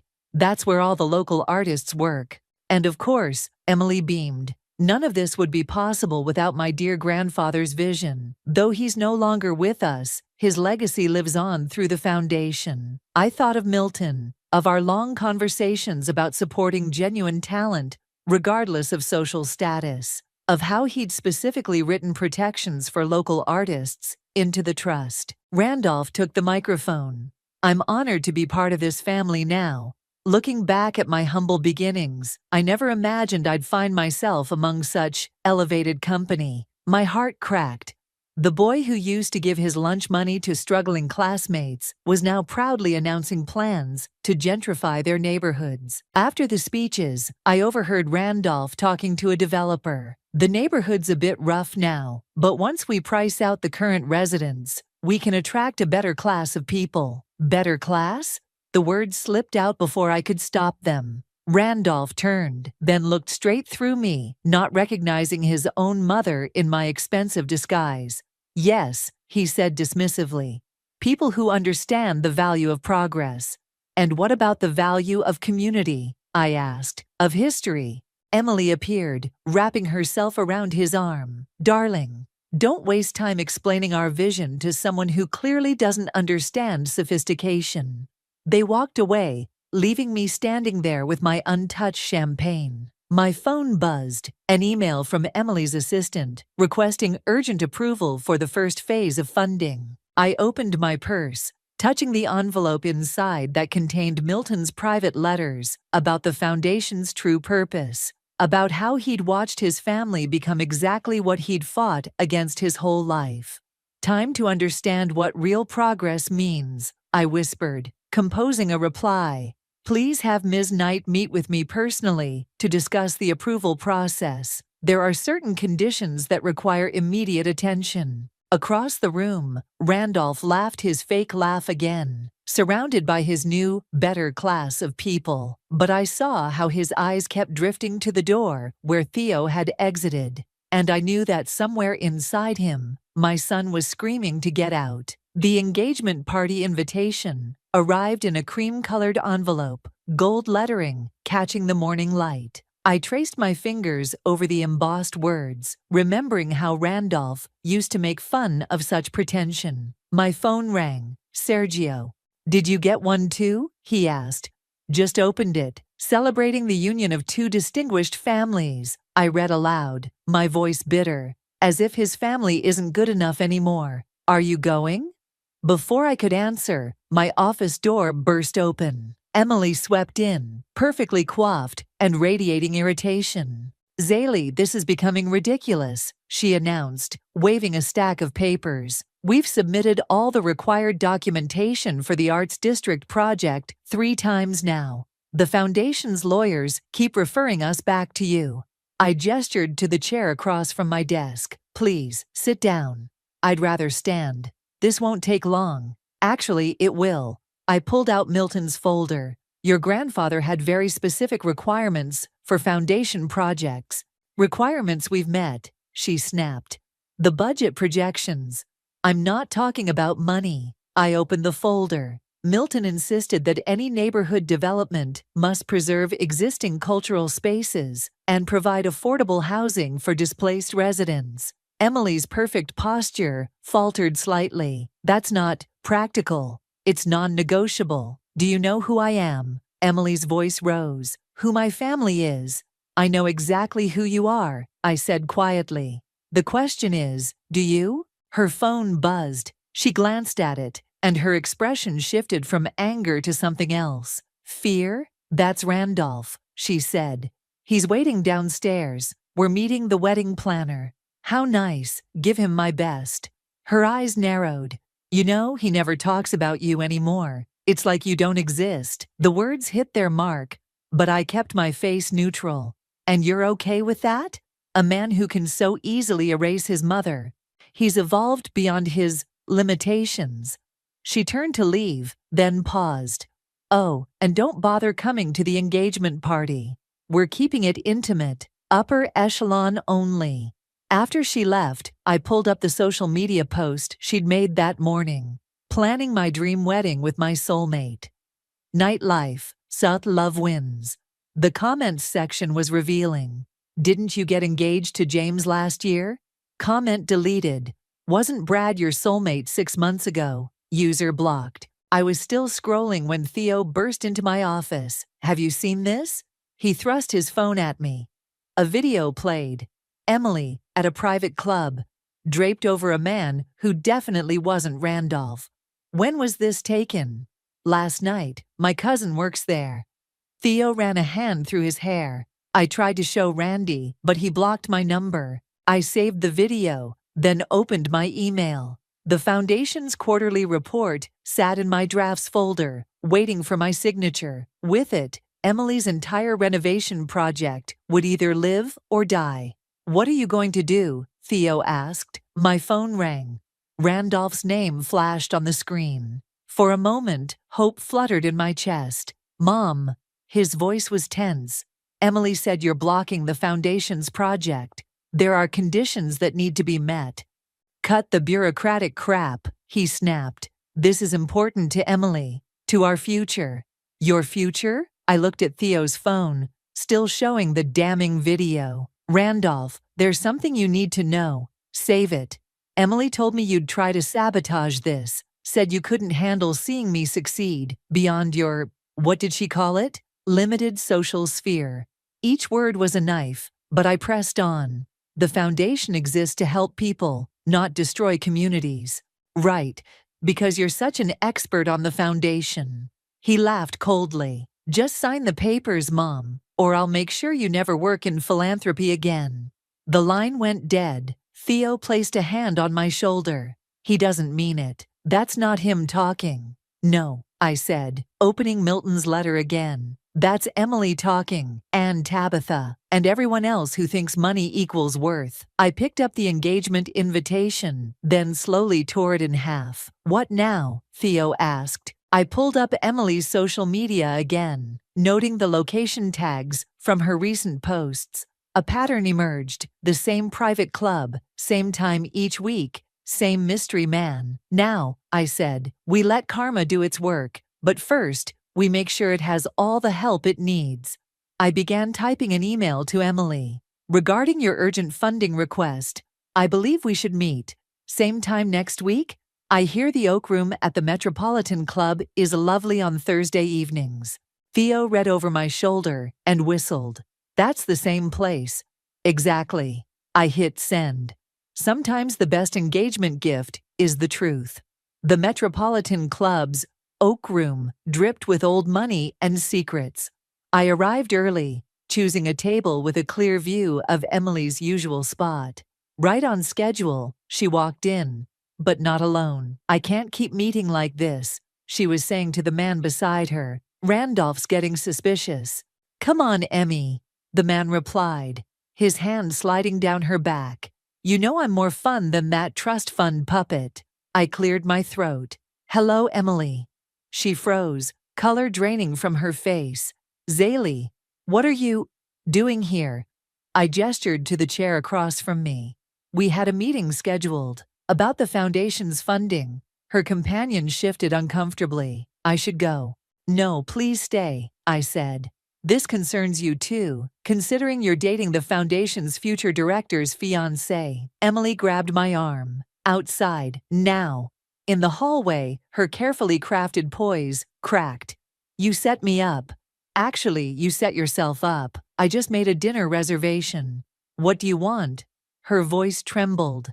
Money, a position on the board. I pulled out Milton's letters. I want you to read these. Grandfather's letters. I've seen them all. Not these. I handed them over. He wrote these to me. Her hands shook as she read. My dearest Zaylee, as executor of the foundation. Her head snapped up. You're the executor? For 5 years now. But that's impossible. Your mother handles what I allow her to handle. I took the letters back. Milton knew what was happening to his family. The obsession with status, the manipulation, the lies. You don't understand, Emily whispered. She always expects you to be perfect, to marry well, to maintain the family image. I softened my voice, even if it means destroying someone else's family. Tears smeared her expensive mascara. Randolph was convenient. The foundation needs new blood, Mother said. Someone we could mold. And what about love? She laughed bitterly. Love doesn't pay for galas or keep your name in the society pages. No, I agreed. It just keeps you human. Her phone buzzed. Randolph's face lit up the screen. She stared at it, then at me. Are you going to tell him? No, I said. You are. I can't. She wiped her eyes. Mother would. Your mother doesn't control the foundation anymore. I do. I stood up.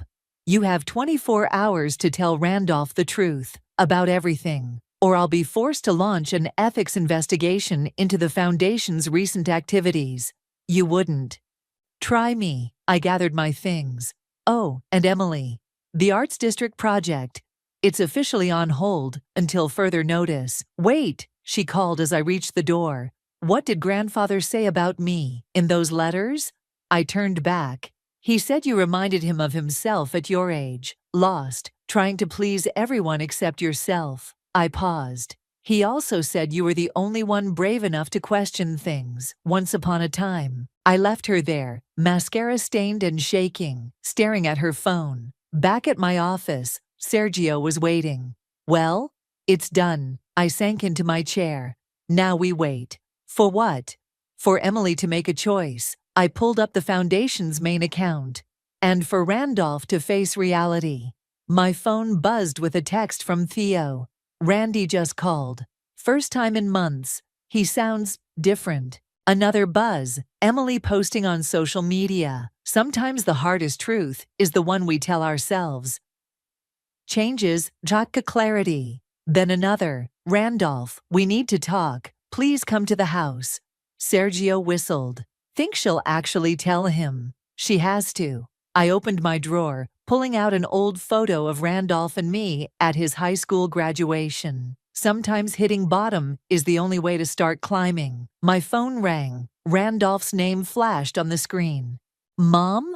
His voice was small, like when he was a child waking from a nightmare. Can we talk? I gripped the phone tighter. Of course, sweetheart.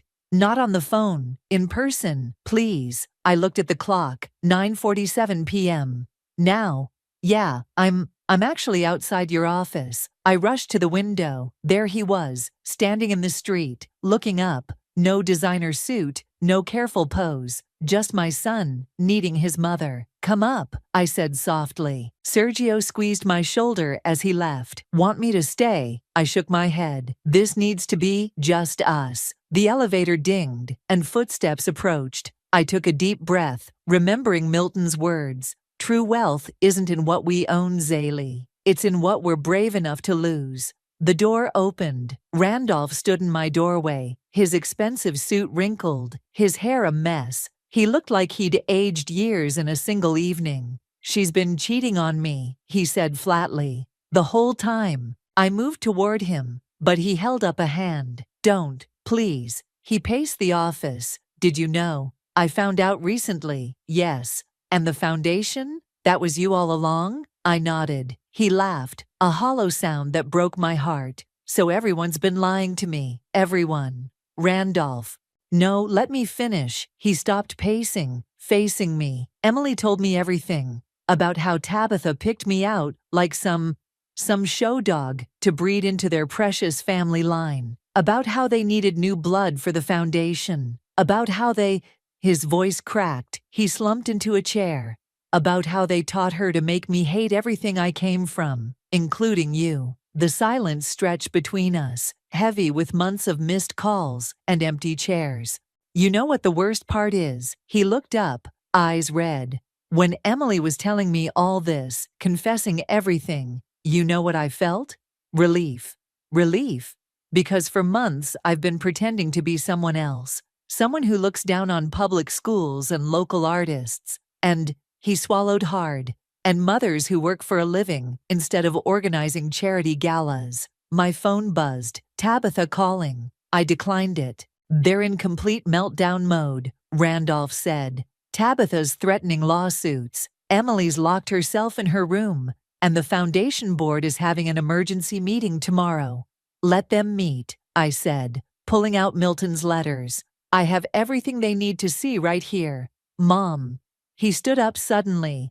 I need to show you something. He pulled out his phone, scrolling through photos until he found one. Him and Emily at a gala, both smiling perfectly. Look at my eyes in this picture, he said. I looked. They were empty. Now look at this. He scrolled to an old photo, him and me at his college graduation, both laughing at some forgotten joke. His eyes sparkled with real joy. I forgot who I was, he whispered. I forgot what happiness actually looks like. My phone buzzed again. Emily this time. Please, my mother's going crazy. We need to talk. You don't have to deal with them anymore, I said. Actually, I do. He straightened up, and for the first time in months, I saw my real son emerging. I need to face them, all of them. But first, he walked to my desk, picked up a pen, and wrote something on a piece of paper. What's that? I asked. My resignation from the Knight Foundation board. He handed it to me. I think it's time the foundation remembered what it was meant for. What Milton wanted. And Emily. He paused. She's as trapped as I was, maybe more. But I can't help her until I help myself. The office door opened. Theo stood there, slightly out of breath. Sorry, he said. Security called. Said there might be trouble. Behind him, we could hear Tabitha's voice getting closer, shrill with anger. Randolph squared his shoulders. I need to handle this. We'll handle it together, I said. He looked at me, really looked at me. For the first time in months. I don't deserve that, after how I treated you. You're my son, I said simply. That never changed. Tabitha burst in, designer heels clicking like weapons. How dare you, both of you? Do you have any idea what you've done to my family? Your family, Randolph's voice was steady. The one you tried to buy me into, or the one you tried to make me forget? Don't be dramatic, Tabitha snapped. We gave you everything. No, he said quietly. You took everything. My identity, my friendships, my relationship with my mother. But you know what? He smiled, a real smile that reached his eyes. I'm taking it all back. The foundation, Tabitha began, is in exactly the right hands. He cut in, nodding toward me. Milton knew what he was doing. Tabitha turned to me, her perfect mask cracking. You planned this, all of it. Actually, I said, you did. The moment you taught your daughter that love and worth could be bought. She raised her hand, but Randolph caught it before she could strike me. Leave, he said firmly. Now. After she stormed out, Theo cleared his throat. So, anyone up for late-night McDonald's? For old time's sake? Randolph looked at me, then at his oldest friend. Yeah, he said softly. I'd like that. As we left the office, my phone buzzed one last time. Emily, I'm sorry for everything. Tell Randolph. Tell him I hope he finds his way back to himself. I showed Randolph the message. Maybe, he said, she'll find her way too. We stepped into the elevator, mother, son, and best friend. heading toward greasy fries and real conversations. Toward healing. Toward home. 1 month after the confrontation in my office, I sat across from Randolph at our old favorite diner. He was stirring his coffee, wearing a plain sweater instead of his usual designer suits. "The Arts District Committee wants to meet with you," I said, sliding a folder across the table. "They have some ideas about preserving the local galleries. I'd like that." He opened the folder, then paused. "Is it weird that I miss working with the foundation?" "You can still be involved," I said. "Just differently now." The bell above the door chimed. Emily walked in, looking almost unrecognizable in jeans and a simple blouse. She spotted us and hesitated. "I can leave," she said. "Sit," Randolph said quietly. "We need to talk anyway." She slid into the booth beside me, hands fidgeting with a paper napkin. "I filed the paperwork yesterday. The engagement's officially canceled." "Good," Randolph said, then softer. "How are you holding up?" "Mother's not speaking to me." Emily attempted a smile. "Actually, no one in the family is. Except," she turned to me. "Grandfather knew, didn't he, about all of it?" I pulled out Milton's final letter. "He wrote this the day before he died. I think you should read it." Emily's hands shook as she unfolded the paper. "My dearest Emily, if you're reading this, you've finally found the courage I always knew you had. Remember when you were 7 and you gave your birthday money to the homeless man outside our church? Your mother was furious, but that's who you really are, someone who sees beyond the surface. Don't let them polish that away. Love, Grandfather." Tears splashed onto the paper. "I forgot about that," she whispered. "I forgot so much." "We all did," Randolph said. "But we can remember now." The waitress arrived with more coffee. "You kids okay?" "Getting there," I said. Emily wiped her eyes. "I have something to tell you both. I'm moving out of the mansion. Got a job teaching art at the community center." "Teaching art?" Randolph looked surprised. "I didn't know you. I used to paint. Before Mother decided it wasn't appropriate for a night." She pulled out her phone, showing us a photo of a vibrant abstract canvas. "Started again last week. It's beautiful," I said. "The community center's in the Arts District," she added quietly. "The one we almost destroyed." Randolph reached across the table, squeezing her hand briefly. "Maybe that's where you were meant to be all along." My phone buzzed. "Sergio. Board meeting in an hour. The vultures are circling." "The foundation board's meeting today," I said. "They're voting on the new direction." "Mother's probably lined up her supporters," Emily said. "Probably," I agreed. "But they forgot one thing." "What's that?" "Milton left controlling interest to the executor." I smiled. "Me?" Randolph laughed, his real laugh, the one I'd missed for so long. "Karma's not just a punishment, is it? Sometimes it's a rescue." "Speaking of rescue," Emily said, "I heard something interesting about Mother's private accounts." She pulled out a USB drive. "Found this in Grandfather's study. Thought you might want to see it before the board meeting." I plugged it into my laptop. Documents filled the screen. Evidence of years of financial manipulation. "She's been skimming from the foundation," Emily said, "using charity events to funnel money into private accounts.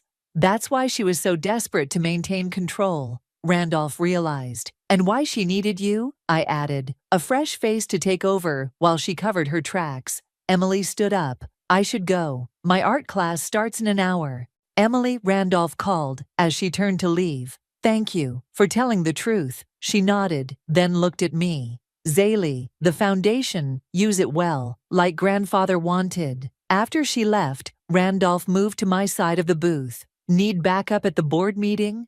"You sure you're ready for that?" "Mom," he said, "I'm ready to be myself again, whatever that means."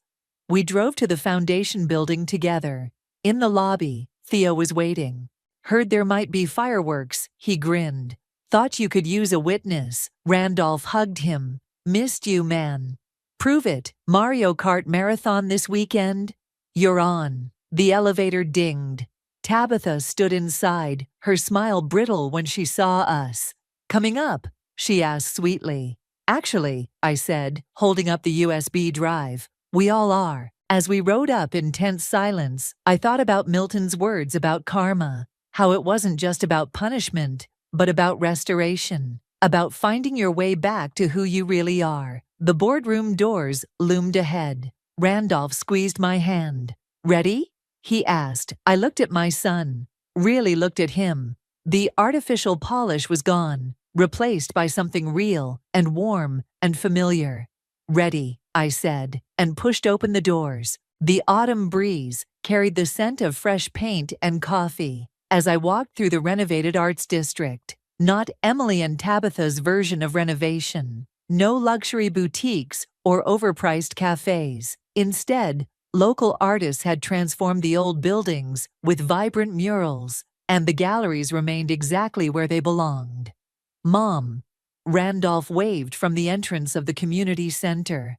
You're just in time. Inside, Emily stood before a group of young artists, teaching them brush techniques. Her own paintings lined the walls, raw, honest works that would have horrified Tabitha. The foundation's grant came through, she said, wiping paint from her hands. We can expand the free classes next month. That's not all, Randolph added. Show her the letter. Emily pulled out an envelope bearing an official letterhead. The State Arts Council wants to partner with us. They're calling it a model program for community preservation. My phone buzzed. A news alert about Tabitha. After the board meeting exposed her embezzlement, she'd fled to Europe. Last I heard, she was living in a modest apartment in Madrid. All her accounts frozen. The gallery opening starts in an hour, Randolph said. But first, there's something you need to see. He led me to a small room at the back of the center. Inside, dozens of photographs covered the walls. Not polished society portraits, but real moments. Theo and Randolph playing video games. Emily teaching art to homeless youth. Me, caught mid-laugh at the diner. It's called Coming Home, Emily explained. A documentary project about finding your way back to yourself. In the center of the display hung Milton's last letter, now framed. Below it sat a simple plaque. In honor of those who teach us that real wealth lives in the heart. There's one more thing, Randolph said. The foundation board approved it this morning. He handed me a document. The Milton Knight Community Arts Initiative, it read. And below that, Director of Operations, Randolph Warren. You're staying? I asked. Someone needs to make sure the foundation remembers its purpose, he said. Besides, I like who I am here. The door opened, and Theo burst in, carrying a stack of flyers. Galleries packed already. Even that critic from the Times showed up. Did you tell them about the surprise? Emily asked. What surprise? I looked between them. Randolph grinned. Follow me. We walked to the main gallery space. There, on the central wall, hung a massive collaborative piece. Local artists had each contributed a section, creating a patchwork of styles and stories. The plaque beside it read, Community, a portrait of real wealth. Look closer, Emily said. In the center, worked seamlessly into the design, was a portrait of Milton, his kind eyes watching over the space he'd helped preserve. He would have loved this, I whispered. He does love it, Randolph said. Through us, the gallery doors opened and people began streaming in. Not society figures in designer clothes, but real people from the neighborhood. Artists, students, families. Among them, I spotted Sergio, beaming with pride. Remember what you told me? Randolph asked. That night in your office. I told you a lot of things that night. You said karma isn't just punishment, it's restoration. He looked around the gallery, at the community we'd helped preserve. You were right. Emily approached, holding 3 coffee cups from the local shop next door, the one we'd saved from displacement. To Milton, she said, raising her cup. To restoration, Randolph added. To real wealth, I finished.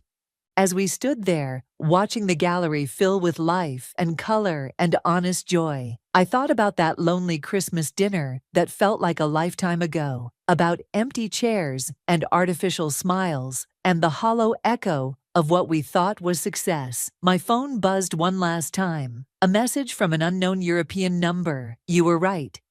About everything. I showed it to Randolph and Emily. Think she'll find her way back? Emily asked. Everyone can, Randolph said, if they're brave enough to try. Outside, the autumn sun painted the arts district in warm gold. Through the gallery windows, I could see the community Milton had loved so much. Still thriving, still creating, still real. Inside, my son stood tall and genuine, no longer hidden behind a polished facade. Mom? Randolph touched my arm. The critic wants to talk to the foundation director. That's you now, I reminded him. He smiled, his real smile, the one that reached his eyes. Maybe, but I learned from the best. As he walked away to greet the critic, Emily squeezed my hand. Thank you, she said simply, for showing us what wealth really means. I watched them both move through the gallery, my son and the woman who'd almost been my daughter-in-law, now finding their own paths, their own truth, their own way home. Sometimes karma doesn't just restore what was lost. Sometimes it helps you build something better, something real. The day my sister Laura told me I wasn't really family because I'd never married was also the day I remembered what Grandma Isabel had whispered to me on her deathbed. But I'm getting ahead of myself. My name is Peyton, and until last Tuesday, I thought being a successful architect at 34 meant I had my life together. I was wrong. You can't be serious, I said, staring at the papers Laura had thrust into my hands. We were sitting in her pristine kitchen, the afternoon sun streaming through windows I'd actually designed for her renovation last year. You're cutting me out of your will because I'm single? Laura smoothed her silk blouse, a gesture she'd perfected over years of delivering uncomfortable truths. It's not just about being single, Peyton. It's about legacy, family. When I'm gone, I want my assets going to people who understand the importance of carrying on our traditions. I'm your sister. My voice cracked. How does my marital status change that? Look around you. Laura gestured to the family photos lining her walls. Wilfred and I have built something here. What have you built besides other people's houses? The familiar ache of never quite measuring up burned in my chest. I've built a career, a life. Just because it doesn't fit your cookie-cutter version of success. Don't start. Laura cut me off. Mom agrees with me. You're 34, Peyton. No husband, no kids, not even a serious relationship since that disaster with Marcus 3 years ago. I stood up so quickly my chair scraped against the tile. Leave Marcus out of this. And Mom? Of course she agrees with you. She's been planning our wedding since we were in diapers. She just wants what's best for us, Laura said, her voice softening in that patronizing way that made me want to scream. Remember what Grandma Isabel always said about family being everything? That's when it hit me. Grandma Isabel's last words, whispered to me alone in that hospital room 6 months ago. The truth about our family, in my blue box, would change everything. I'd forgotten about it until now, dismissed it as the ramblings of a woman on morphine. But Grandma had been lucid that day, her eyes sharp as she'd gripped my hand. You know what? I said, gathering my purse. Grandma Isabel also taught me that family isn't just about who you marry. It's about who you love. Laura rolled her eyes. Don't dramatize this. It's a practical decision. Practical? I laughed, but it came out hollow. Was it practical when I stayed up 3 nights straight redesigning your kitchen for free? When I helped Wilfred plan your surprise anniversary party? Peyton. Wilfred's voice came from the doorway, making us both jump. He stood there awkwardly, briefcase in hand. I didn't know you were coming over. I was just leaving, I said, brushing past him. Apparently I'm not family enough to stick around. Laura, I heard him say behind me. What did you do? I was halfway to my car when Laura called after me. You're being childish. This is exactly why... I spun around. Why what? Why I don't deserve to be acknowledged as your sister? You know what's childish? Thinking that a piece of paper and a white dress somehow make you more worthy of family? That's not what this is about. Then what is it about? I demanded. keys cutting into my palm as I clenched them. Because from where I'm standing, it looks like you're punishing me for living my life differently than yours. Laura's face flushed. I'm protecting our family's values. Values? I scoffed. Like what Grandma Isabel valued. Something flickered across Laura's face. Uncertainty. Maybe fear. What's that supposed to mean? I thought about the blue box, about Grandma's secret, and suddenly I knew exactly what I needed to do. Nothing, I said, getting into my car. Nothing at all. Yet. As I drove away, I called Cousin Rosie. She answered on the second ring. Remember when you said you'd help me go through Grandma's things? I asked, turning onto the highway. I need that help now. Finally, Rosie exclaimed. I've been waiting for you to ask. When? I checked my rearview mirror, half expecting to see Laura following me. Tonight, there's something specific we need to find. A blue box. Does this have anything to do with Laura? Mom mentioned she was making changes to her will. Let's just say, I replied, a plan already forming in my mind, that Grandma Isabel might have left us the key to changing everything. As I headed home, I couldn't shake the memory of Grandma's knowing smile that last day, or the way she'd squeezed my hand 3 times, our secret code for I love you since I was little. She'd known this day would come, known I'd need her help one last time. Well, Laura wanted to talk about family legacy. I was about to show her exactly what that meant. As we take a brief pause, we'd love to know where you're watching from today. Drop your location in the comments below. Now, back to our story. That's the 3rd box of letters we've gone through. Rosie sighed, brushing dust from her jeans. Still no sign of anything blue. We sat cross-legged in my grandmother's attic, surrounded by decades of family history. The space smelled of cedar and old paper, and the setting sun cast long shadows through the single window. It has to be here somewhere, I said, pulling another box closer. Grandma Isabel wouldn't have mentioned it if... I stopped mid-sentence, lifting out a yellowed envelope. What is it? Rosie scooted closer. Look at the date. I turned the envelope over. 1952. And it's addressed to my dearest Isabella, not Isabel. Rosie frowned. I thought Grandma always went by Isabel. She did. I carefully opened the envelope, its seal long since weakened by time. Inside was a photograph that made my breath catch. Rosie, look at this. The black and white image showed a younger version of my grandmother, but she wasn't alone. A striking woman stood beside her, their hands clasped tightly together. They were both laughing at something off camera, looking more carefree than I'd ever seen in our family albums. Who's that with her?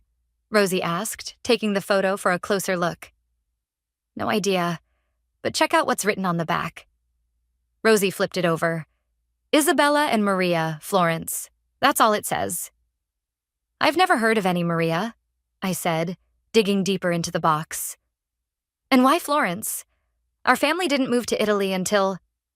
Peyton? A voice called from downstairs. Are you up there? I froze. Mom? Footsteps creaked on the stairs, and moments later, my mother's face appeared through the attic hatch. What are you two doing here? Laura called me. She's worried sick about... She stopped, eyes fixing on the photograph in Rosie's hands. Mom? I watched her face pale. Do you know who Maria is? She climbed the rest of the way up, moving with unusual hesitation. Where did you find that? In this box of letters. Mom, what's going on? She sat down heavily on an old trunk. I never thought... Your grandmother made me promise never to tell anyone. Tell anyone what? Rosie and I asked in unison. Mom reached for the photo, hands trembling slightly. Maria was... She was your grandmother's first love, before she met your grandfather. The attic fell silent except for the distant sound of traffic outside. First love? I repeated. You mean, they met in Florence when your grandmother was studying art. It was a different time, you understand. These things weren't accepted. Holy shit, Rosie whispered. I thought about all the times Grandma Isabel had defended me when Laura or Mom criticized my lifestyle choices, the knowing looks she'd give me during family dinners when marriage came up. Did Grandpa know? Mom nodded slowly. He knew. He loved your grandmother enough to give her away to be part of both worlds. They had an understanding. Does Laura know any of this? No one knows except me. And now you too. Mom looked at me sharply. Whatever you're thinking, Peyton. I'm thinking about family. I cut in. About how Grandma lived with this secret her whole life because of traditional values. The same values Laura's using to push me away. That's different. Mom protested, but her voice lacked conviction. Is it? I stood up, renewed purpose flooding through me. Where's the blue box, Mom? The one Grandma mentioned before she died? She blinked. How do you know about that? She told me to find it. Said it would change everything. Mom was quiet for a long moment, then, it's not here. It's in Tuscany, in the old family villa. She left it there last summer before. She didn't finish the sentence. Then that's where I'm going. I pulled out my phone, already searching for flights. Peyton, wait. Mom grabbed my arm. There are things in that box. Letters, documents, things that could hurt people. Or heal them, I countered. Don't you think it's time our family stopped hiding who we really are? Rosie stood up. I'm coming with you. You can't just fly off to Italy, Mom protested. Watch me. I showed her my phone screen. There's a flight tomorrow night. Perfect timing, too. Laura's planning that big family gathering at the villa next month, isn't she? Peyton. Mom's voice held a warning note. Don't use this to get back at your sister. This isn't about revenge, Mom. It's about truth. About showing Laura that family is more than her narrow definition of it. I tucked the photograph into my pocket. Grandma understood that. Maybe it's time everyone else did too. Mom looked between us, then sighed deeply. The key, she said finally. You'll need the key to open it. I'll get it for you. As she disappeared down the attic stairs, Rosie turned to me. You know this could blow up in our faces, right? I thought about Laura's dismissive words, about Grandma's secret love, about all the ways our family had twisted itself to fit into acceptable shapes. Maybe it needs to blow up, I said. Maybe that's the only way to build something real.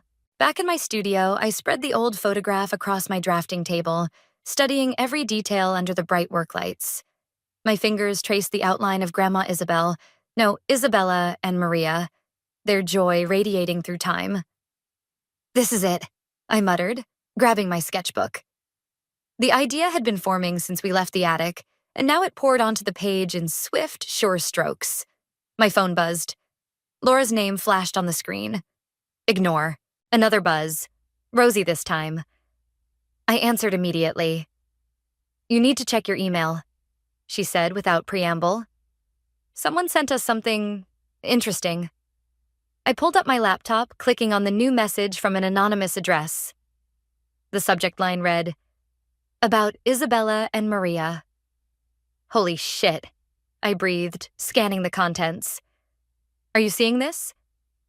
The part about them living together in Florence for 3 years? Or the part about the secret art gallery they ran? My hands shook as I clicked through the attached photos. More images of Grandma and Maria, newspaper clippings about their gallery, letters I couldn't quite read in Italian. Who sent this? I wondered aloud. No idea, but there's more. They're saying Maria's family still owns property in Florence, just blocks from our family villa. I grabbed a fresh sheet of paper, sketching faster now. Rosie, I know exactly what we're going to do. Why do I feel nervous when you say that? Because you know me too well. I stepped back, examining my rough design. I'm going to create a mural for the villa, right in the main hall where Laura's planning her precious family gathering. A mural of what? Our real family history, not the sanitized version we've been fed. I started adding details to the sketch. I'll use architectural elements to tell the story. The Florence Gallery's facade, the villa's original structure, all of it woven together with their story. Laura will lose her mind. Maybe. Or maybe she'll finally understand what family really means. My pencil moved faster. I'm thinking 3 panels, floor to ceiling. The first showing Grandma's early life in Florence, the second depicting her time with Maria, and the third... The third? The third showing our family as it really is. All of us. No masks, no pretense. Rosie was quiet for a moment. You know this is either brilliant or completely insane, right? Sometimes they're the same thing. I added final touches to the sketch. Can you translate these letters? My Italian's not good enough. Already on it. But Peyton? What if this anonymous person is trying to cause trouble? My phone buzzed again. Another email. This time with a single line. Check the basement of the gallery at Via Romano 24. Bring the key. They're trying to help us, I said firmly. They must have known Grandma or Maria, or they're catfishing us into some weird Italian scam. I laughed despite myself. That's oddly specific paranoia. A knock at my studio door made me jump. I opened it to find my mother standing there looking uncomfortable. Mom?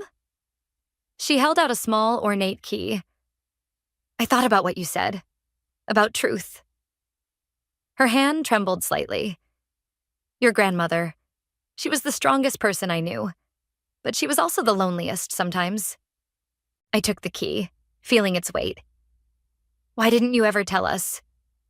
Because I thought I was protecting you. All of you.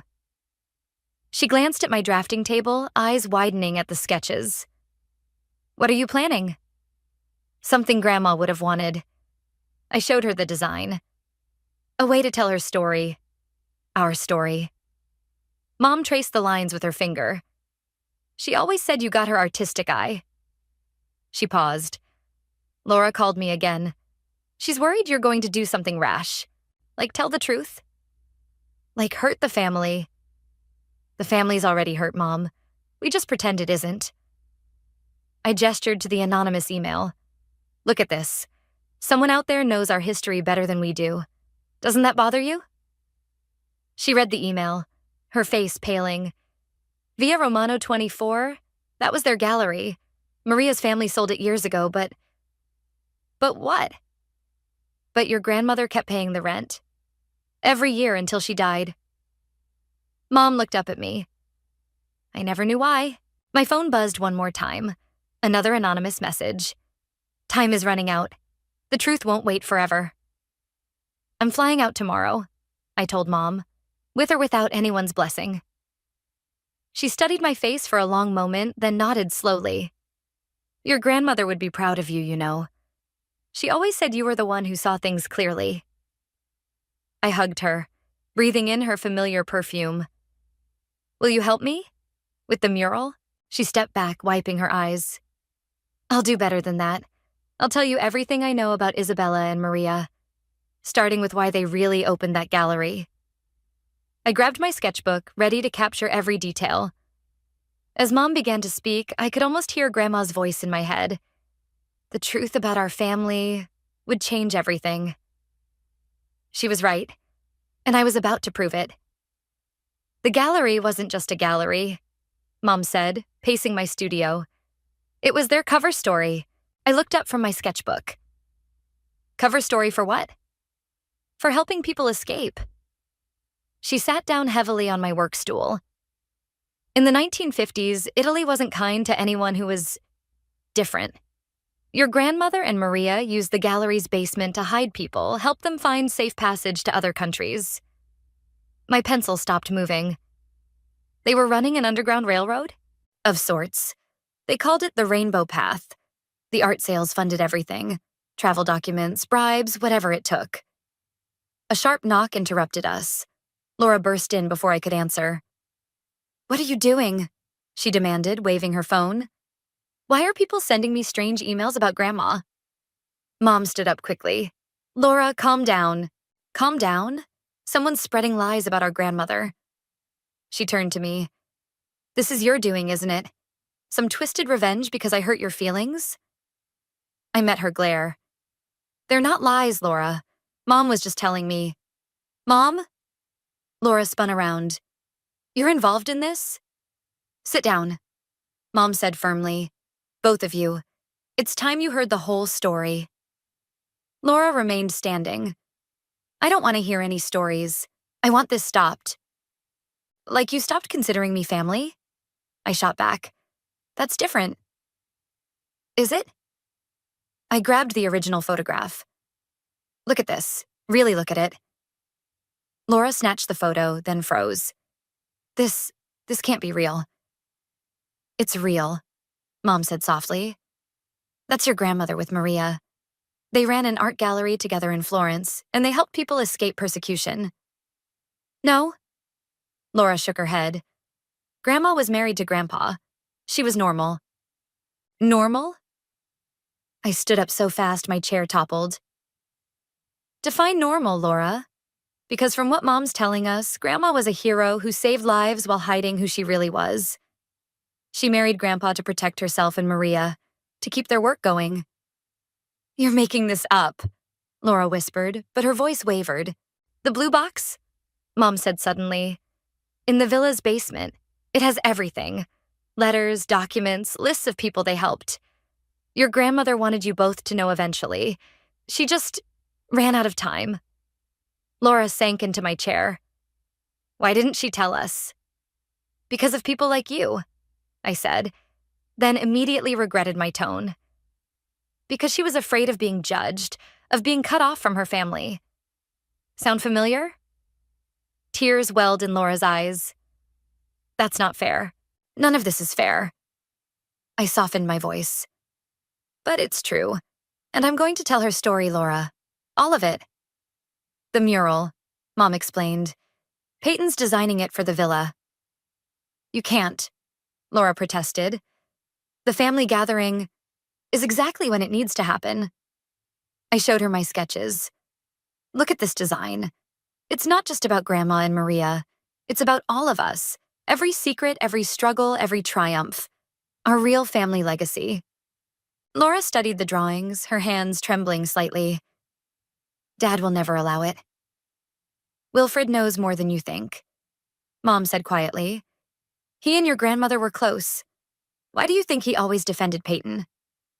Laura's head snapped up. What? He understood, I realized aloud. He knew about Grandma? Mom nodded. They used to talk for hours, about acceptance, about love, about what family really means. Laura stood abruptly. I need air. Laura, wait. Mom called, but she was already gone. I moved to follow, but Mom caught my arm. Give her time. This is a lot to process. We don't have time, I said, showing her the latest anonymous email. Whoever's helping us says there's more evidence in the gallery basement, but we need to hurry. Something about the building being sold.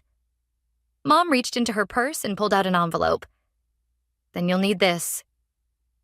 Inside was a plane ticket to Florence. Mom, I bought it this afternoon. Your flight leaves tomorrow morning. She handed me another ticket. This one's for Rosie. I already called her mother. What about Laura? Let me handle Laura. Mom touched my cheek. Just promise me something? What?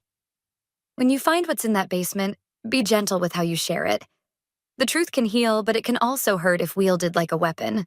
I thought about Laura's tears, about Grandma's lifetime of secrets, about the people she and Maria had helped.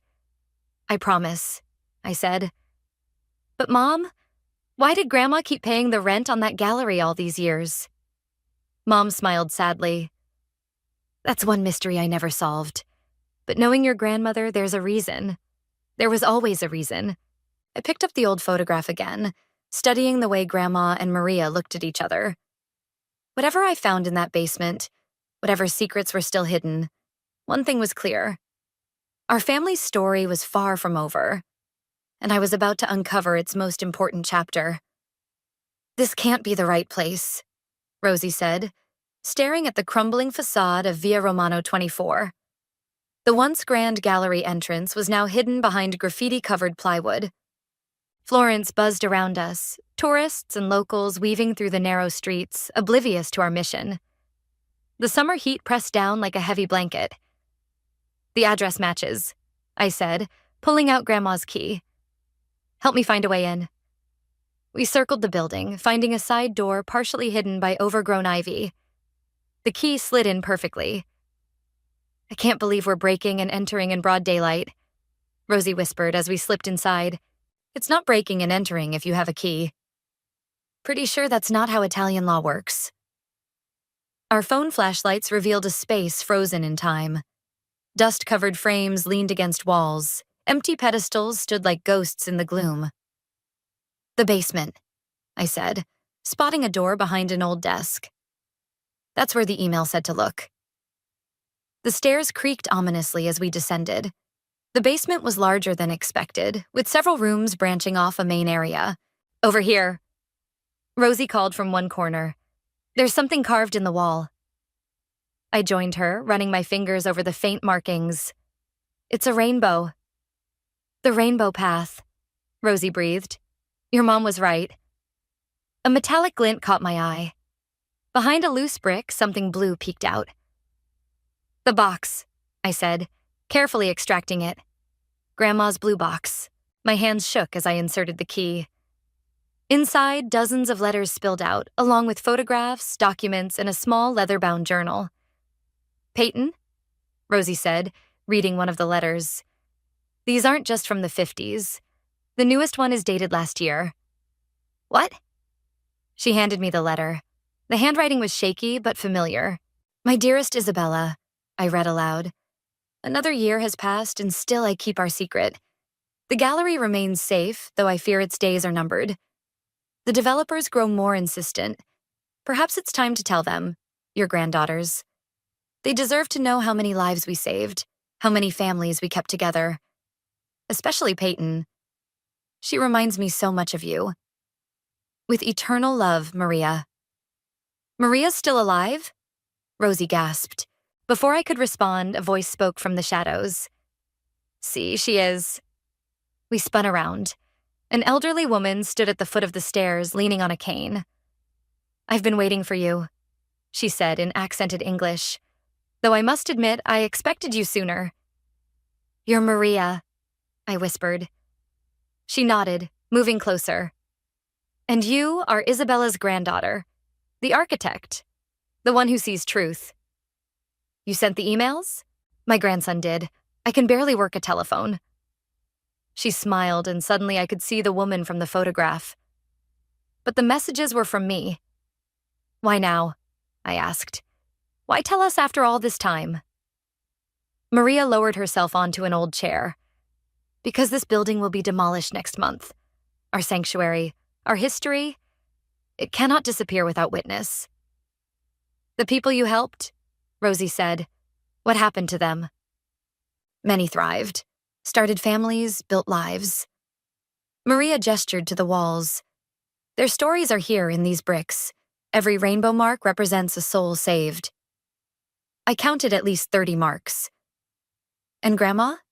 Did she—" I struggled to find the words. "Did she love your grandfather?" "Yes, in her way. He was a good man who understood love comes in many forms." Maria's eyes grew distant. "But Isabella and I, we had a different love, one that changed lives." "Including mine," a new voice said. We all turned. Laura stood on the stairs, looking shell-shocked. "How did you—" I started. "Mom told me where you'd be." She descended slowly. "I followed you from the airport." Maria studied her. "Ah, the traditional one. Isabella worried about you most." Laura flinched. "She did?" "She feared you would let rules become more important than love." Maria held out her hand. "Come, let me show you something."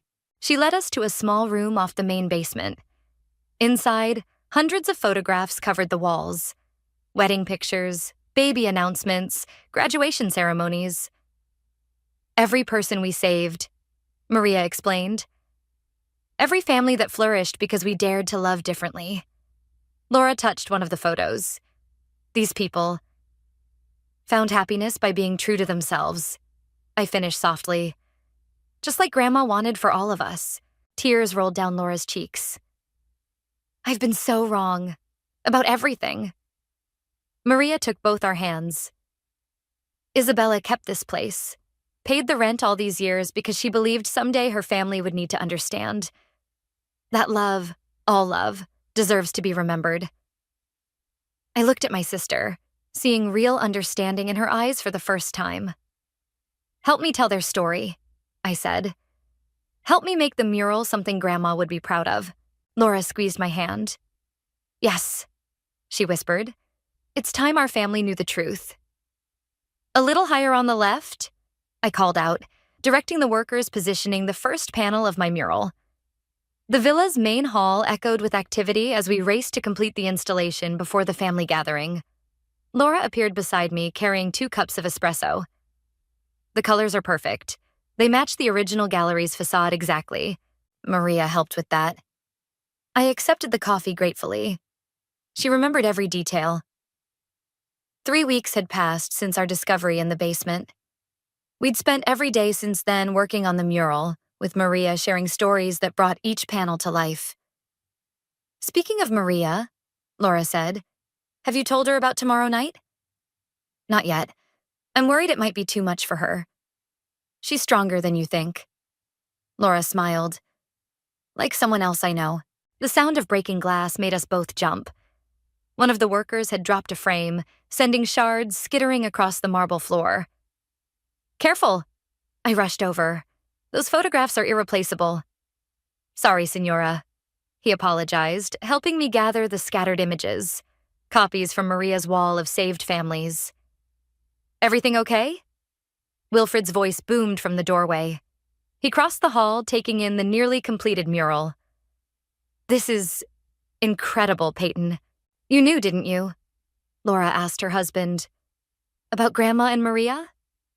He nodded. "Isabel told me years ago. Said she saw something in me that reminded her of her Giovanni. Someone who understood love doesn't always follow rules." "Why didn't you tell me?" "Wasn't my story to tell, honey." He wrapped an arm around her shoulders. "Besides, you needed to learn this lesson your own way." My phone buzzed.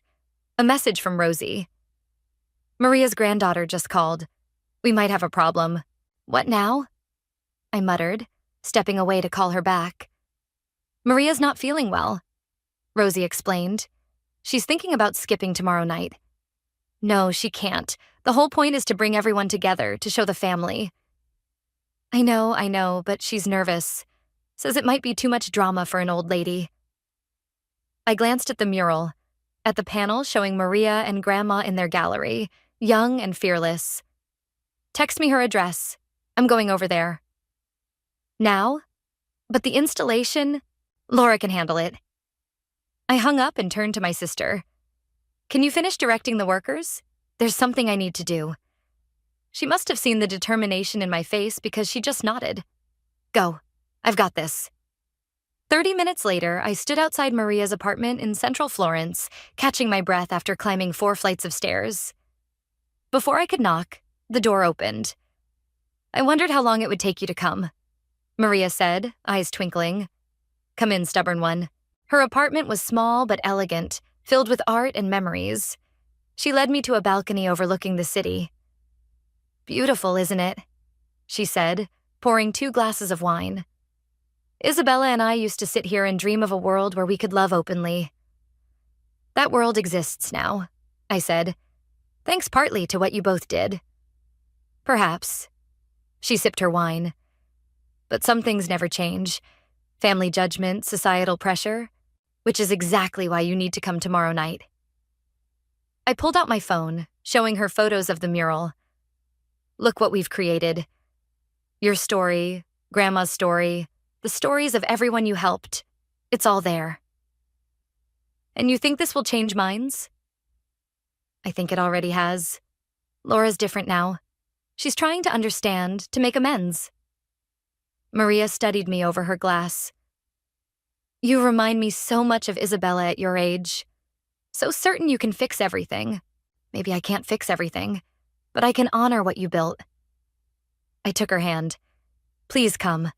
Let the family see you're not just some secret from the past. You're part of our story." She was quiet for a long moment, looking out over Florence's rooftops. You know what your grandmother's favorite saying was? What? Courage isn't about being fearless. It's about being scared and doing it anyway.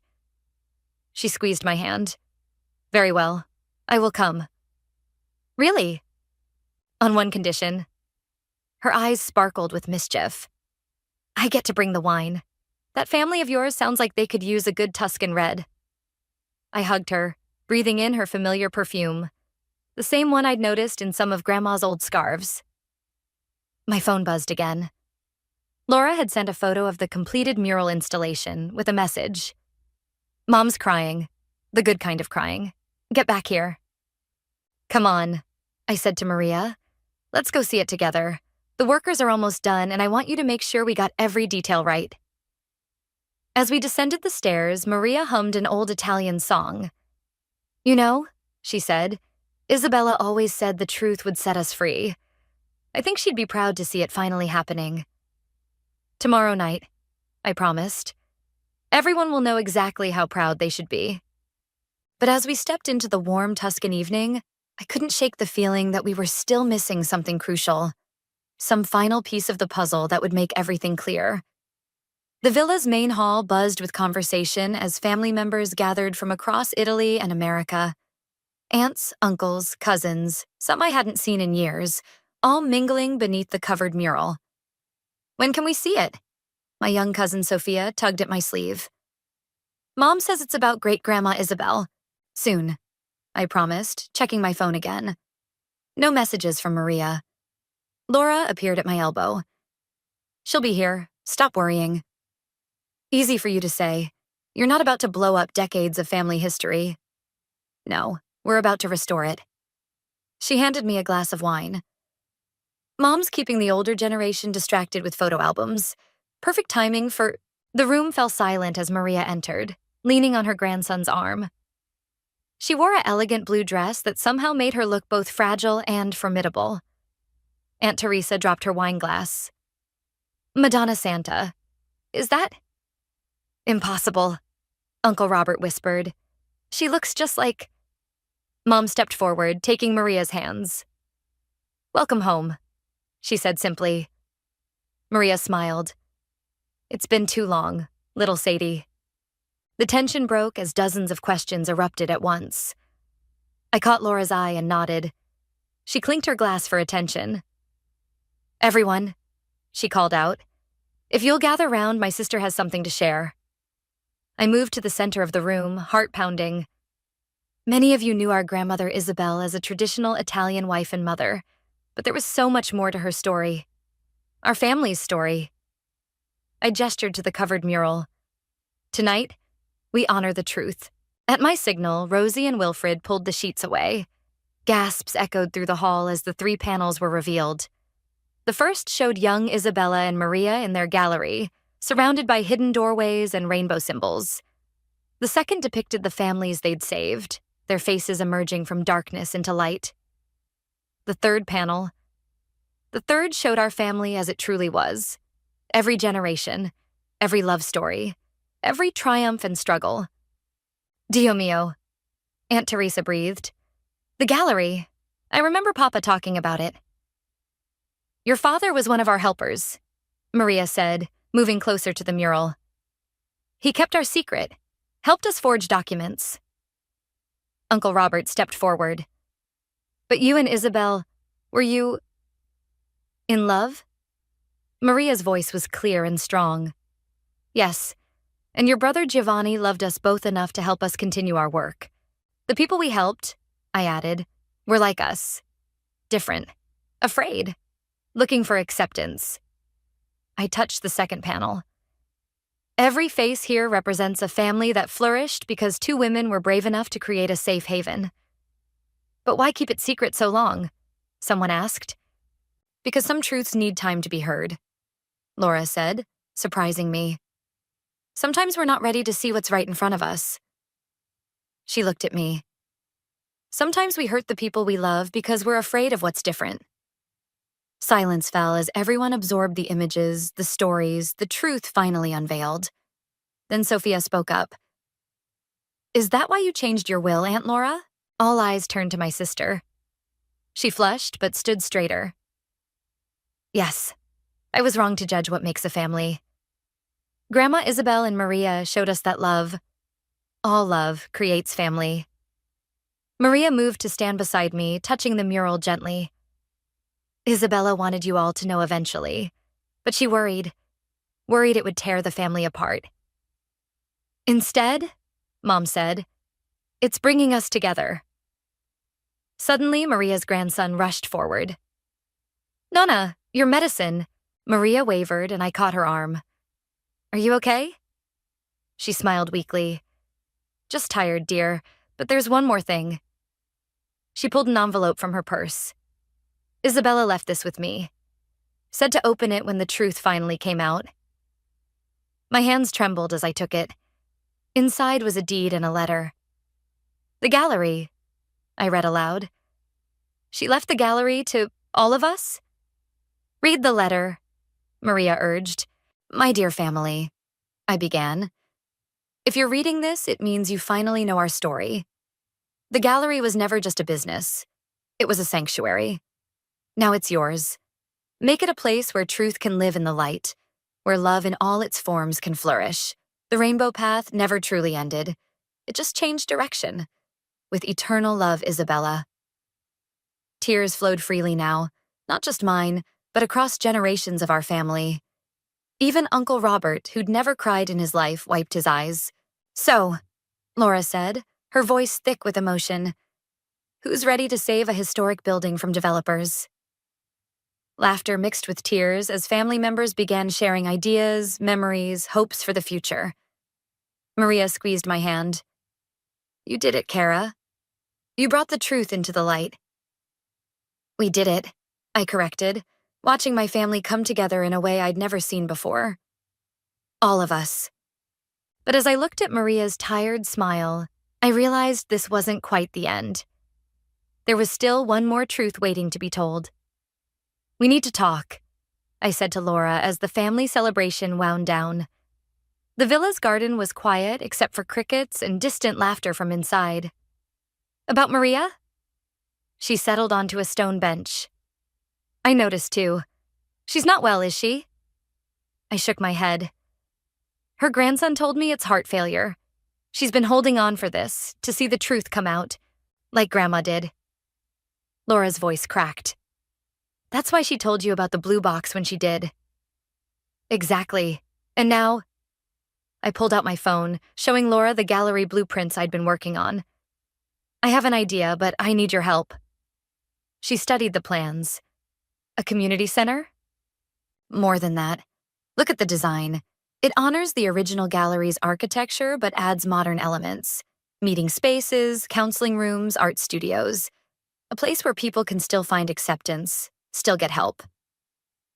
The rainbow path reimagined, Laura mused. But this would take serious money. That's where you come in. I took a deep breath. You're the financial wizard of the family. Help me make this work? Before she could answer, Mom appeared in the garden doorway. Girls, Maria's asking for you both.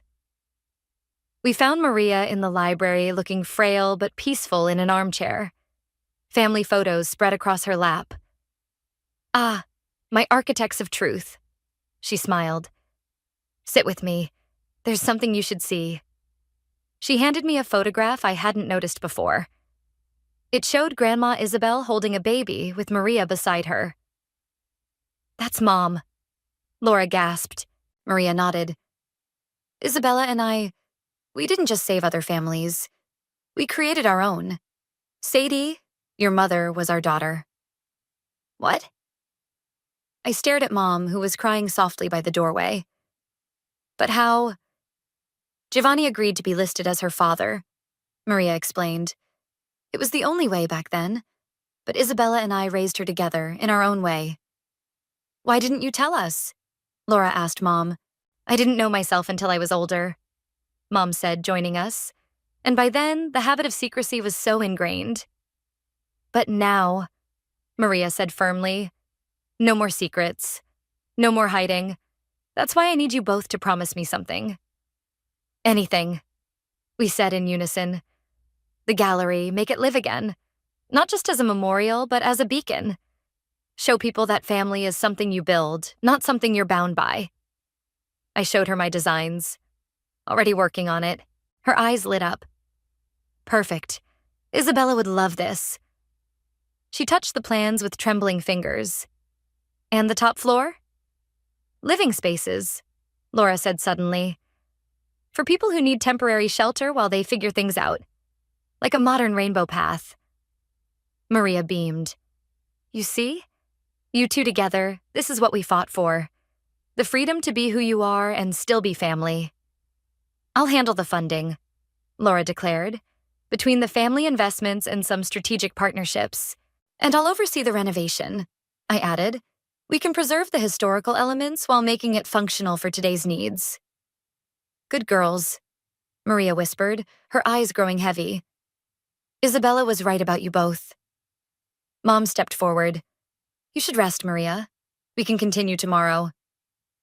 As we helped her to her room, Maria grabbed my hand. Remember what Isabella always said about truth? That it would set us free? No, she smiled. That it was like architecture. You need both strong foundations and room to grow? Later that night, Laura found me in the hall, staring at the mural. I've been thinking, she said. The gallery project. It needs a director, someone who understands both the history and the vision. You offering? Actually, I was thinking of Rosie. She's perfect for it, and... She hesitated. I'm making some changes of my own. Oh? Wilfred and I are moving to Florence. The family business could use a European branch, and... She touched the mural. I want to be part of this. Really part of it. I hugged her tight, remembering all the years of judgment and distance between us. Welcome home, sis. Also. She pulled back, grinning. You might want to check your email. I had my lawyer draw up new papers this morning. I checked my phone. There it was. Laura's updated will with a simple addition. To my sister Peyton, who taught me that family is built on love, not convention. Laura, don't cry, she warned, even as she wiped her own eyes. We have work to do. A legacy to build. Looking at the mural, at Grandma and Maria's love story, at the lives they saved, at our family's true history, I felt something settle into place.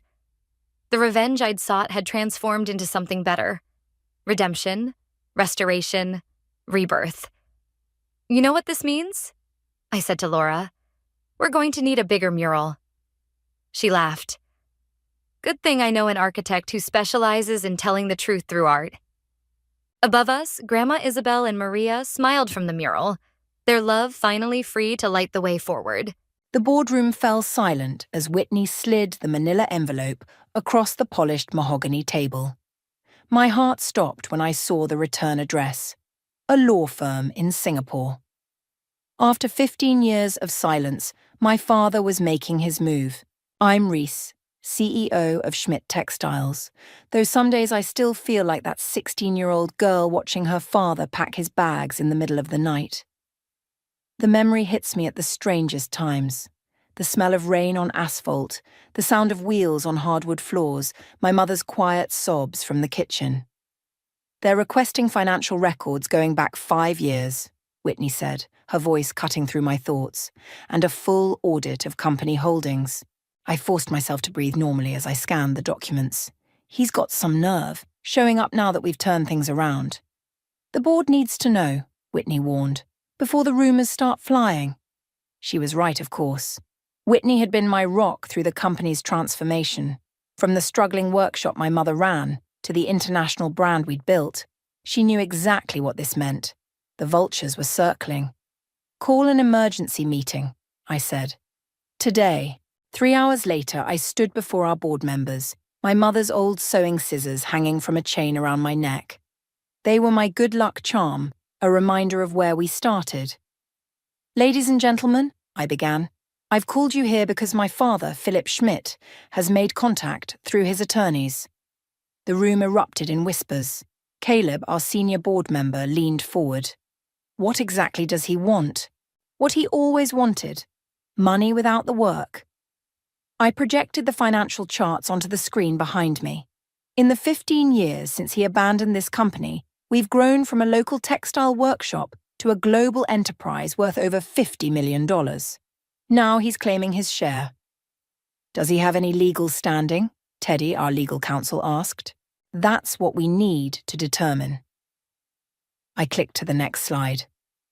But I want to be clear. I will not let him destroy what we've built. My mother spent nights at that sewing machine while he was living it up with his secretary in Asia. Every thread of this company's success was earned through our sweat, not his. Samara, our youngest executive, raised her hand. What's our PR strategy if this goes public? Transparency, I replied. We tell our story. How a single mother and her daughter turned a failing business into an empire. How every employee in this room contributed to that success. The meeting continued for another hour, but I barely heard the discussions. My mind kept drifting to that rainy night, to the sound of his car pulling away, to my mother's face as she picked up her scissors the next morning and got back to work. After the meeting, Whitney caught up with me in the hallway. You okay? I have to stop by Mum's tonight, I said, fingering the scissors at my neck. She needs to know. Want me to come with? I shook my head. This one's on me, but I need you to start digging. My father didn't spend 15 years in Asia just sightseeing. There's something else going on here. Already on it, Whitney smiled. Teddy's reaching out to his contacts in Singapore. That evening, I sat in my mother's kitchen, watching her prepare dinner like she had thousands of times before. Her hands were still steady, still strong from years of guiding fabric through machines. I always knew he'd come back, she said, not looking up from the vegetables she was chopping. Men like your father, they can't stand to see others succeed where they failed. Mum, I'm so sorry, she set down her knife. Don't you dare apologize for him. You built something beautiful from his mess. Now he wants to take credit? She reached across the counter and grabbed my hand. Show him exactly who you've become. I squeezed her hand, feeling the calluses earned from years of work. I will. My phone buzzed. A text from Whitney. Found something. Meet me at the office first thing tomorrow. You need to see this. I looked at my mother, remembering how she'd taught me to thread a needle in this very kitchen, how to make something whole from broken pieces. He's not getting a single thread, I promised her. She nodded, a fierce pride in her eyes. Then you better get to work. As I drove home that night, the rain started again, just like it had 15 years ago. But this time, I wasn't that helpless teenager watching her world fall apart. I was Reese Schmidt. And I was ready for war. Whitney's discovery couldn't wait until morning. I found her in the office at midnight, surrounded by stacks of papers and empty coffee cups. The moment I walked in, she thrust a folder into my hands. Look at the signature dates, she said, pointing to a series of documents. Your father's been planning this for months. Before I could respond, the security desk called. Ms. Reese, there's someone here to see you. My blood ran cold. I knew who it was before the guard finished speaking. He's not on the approved list, but he says he's your father. Whitney grabbed my arm. You don't have to see him. Yes, I do. I straightened my blazer. Send him up. 5 minutes later, I watched him walk through the door. 15 years had turned his hair grey and carved deep lines around his mouth. But his swagger hadn't changed. He still moved like he owned the room. Hello, sweetheart, he said, arms open as if expecting a hug. I stayed behind my desk. It's Ms. Schmidt in this building. He laughed, dropping his arms. Always so serious. Just like your mother. His eyes swept the office, taking in the awards on the walls, the view of the city. You've done well for yourself. Though I suppose I should say ourselves. This is still a family business, after all. Family? I couldn't keep the bitter laugh from escaping. Is that what you call disappearing with your secretary for 15 years? Lorelei was a mistake, he said, settling uninvited into one of my visitor chairs. I've come to make things right. Whitney stepped forward. By demanding company records? By threatening legal action? Ah, Whitney. He smiled at her. Still playing guard dog, I see. I taught you better than that. You taught me plenty, Whitney shot back, like how to spot a con artist. His smile tightened. I'm here to talk to my daughter, privately. She stays, I said. Now, what do you want? He pulled out a thick envelope. I've had my accountants review the company's public filings. Very impressive growth. But as a founding member of Schmidt Textiles, I'm entitled to my share. Your share? I stood up, bracing my hands on the desk.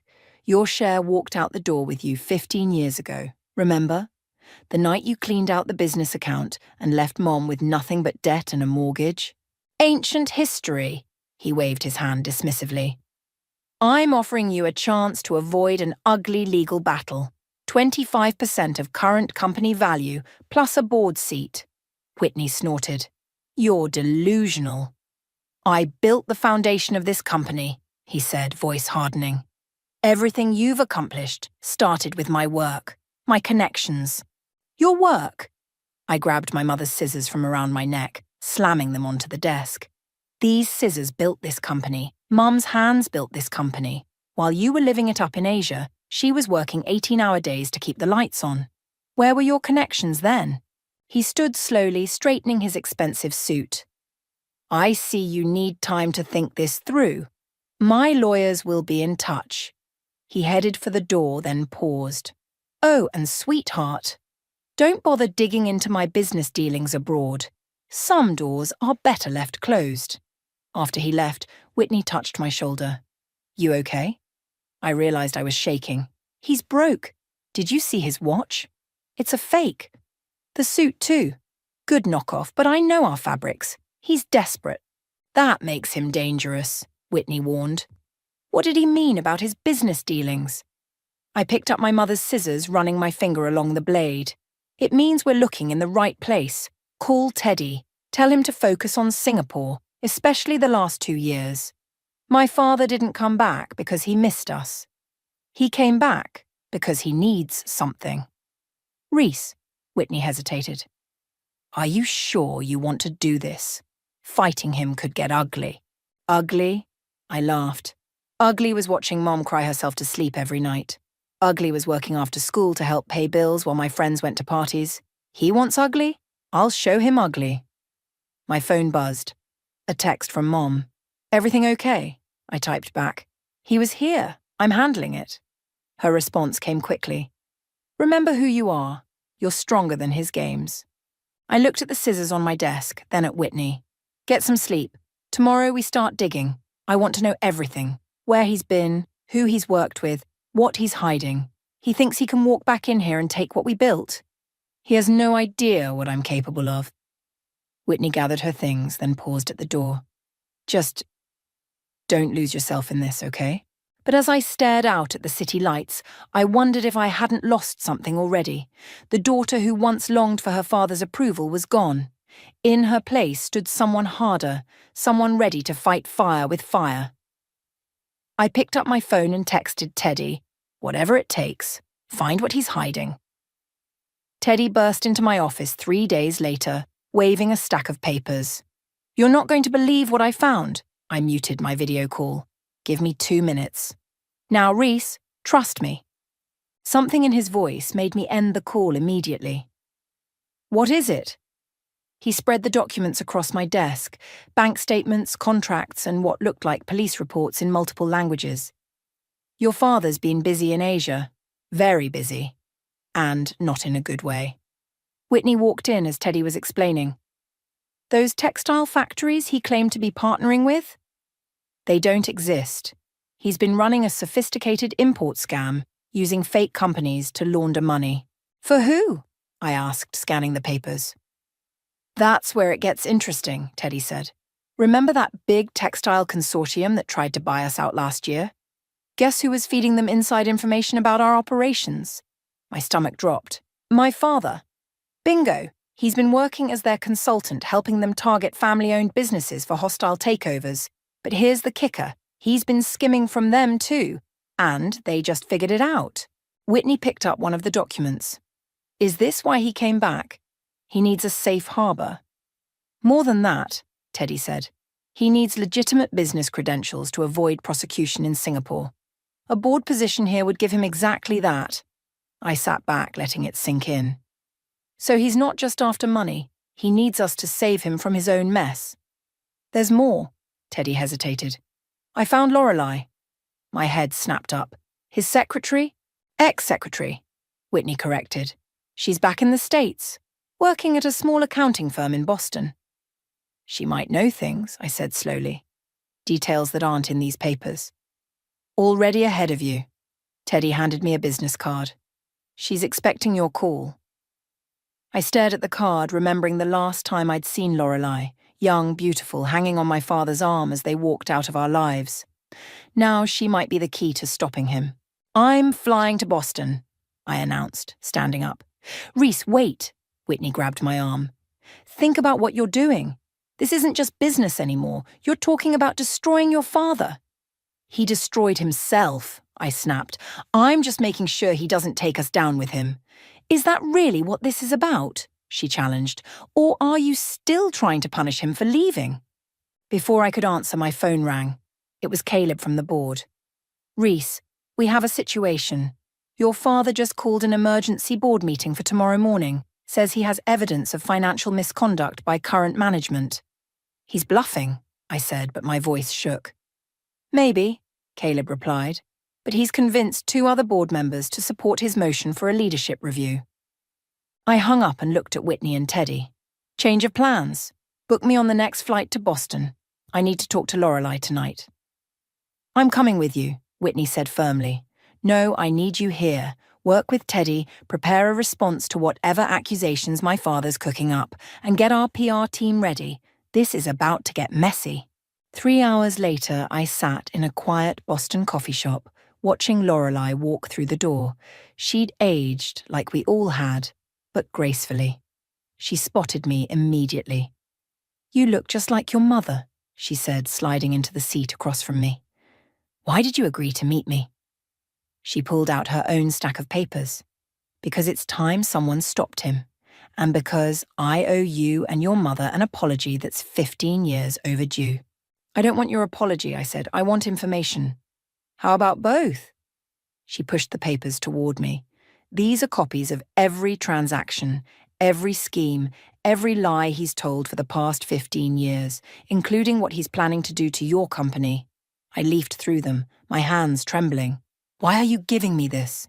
Because I was young and stupid once, and I believed his promises. By the time I realized what kind of man he really was, I was in too deep. This is my chance to make it right. My phone buzzed. Another text from Whitney. Your father's called a press conference for tomorrow afternoon. Whatever you're going to do it fast. I looked back at Lorelei. I need you to tell me everything, and then I need you to repeat it to my board. She nodded, pulling out a recorder. Where should I start? Start with Singapore, I said, thinking of my mother's scissors hanging around my neck. Start with the truth. I barely made it back to the office before dawn, clutching Lorelei's documents like a shield. Whitney was waiting in the lobby, dark circles under her eyes matching mine. Your father's already here, she said, falling into step beside me. He's in the boardroom with Caleb and 2 other directors. Perfect. I pulled out my phone and dialed.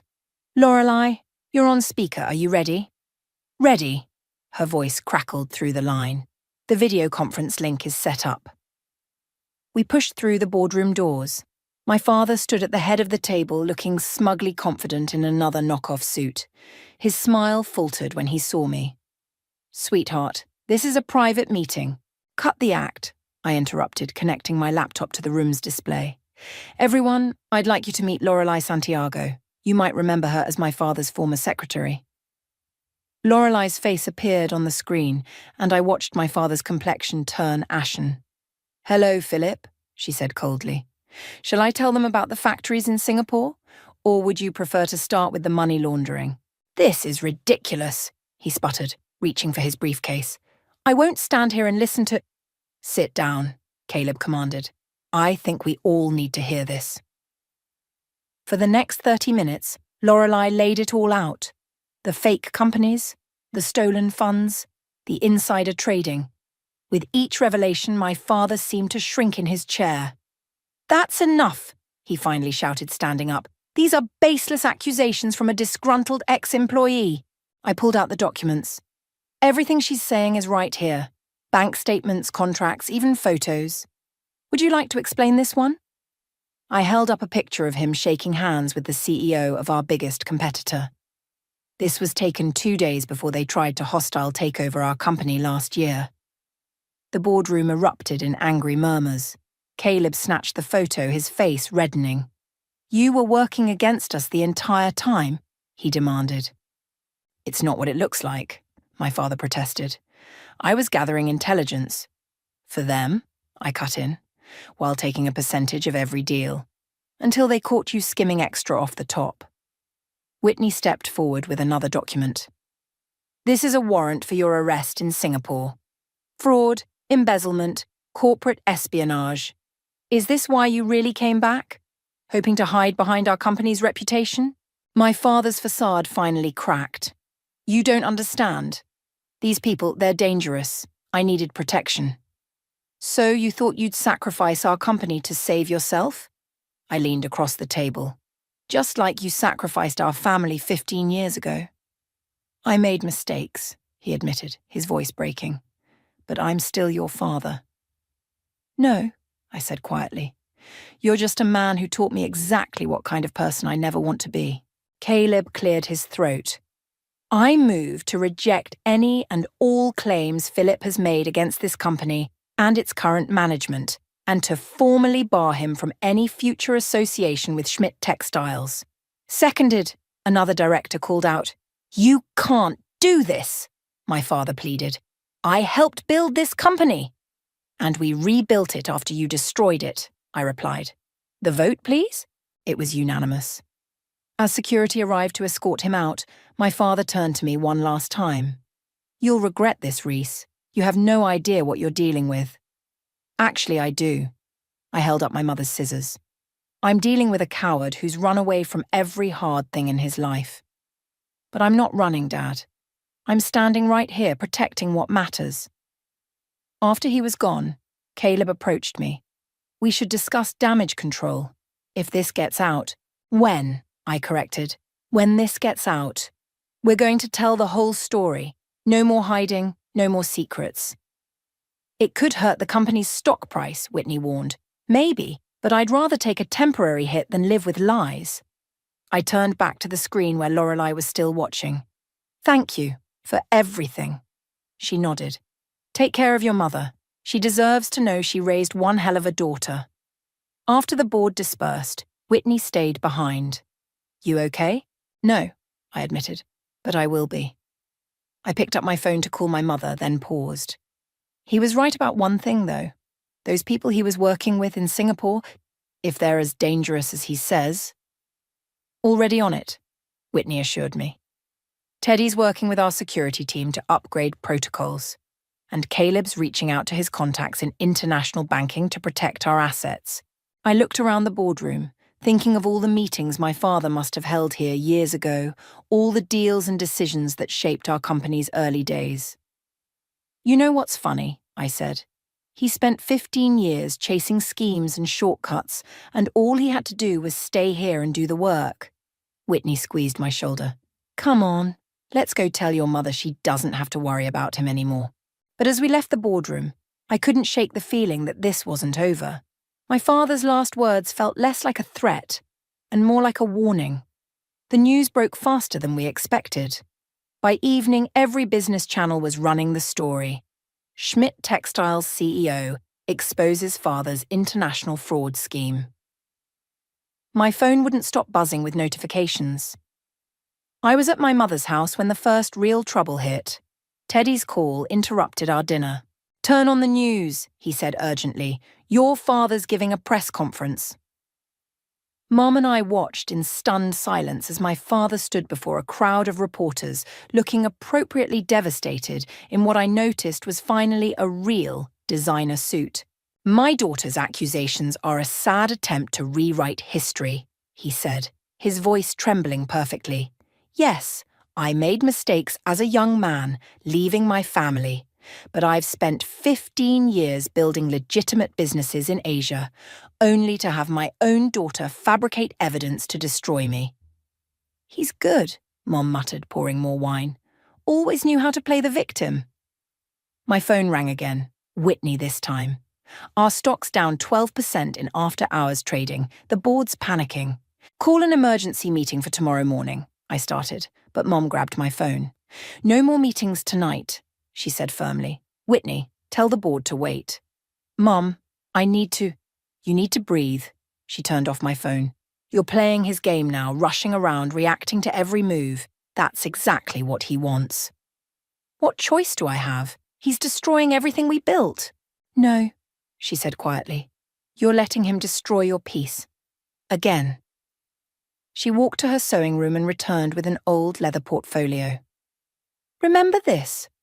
I opened it carefully.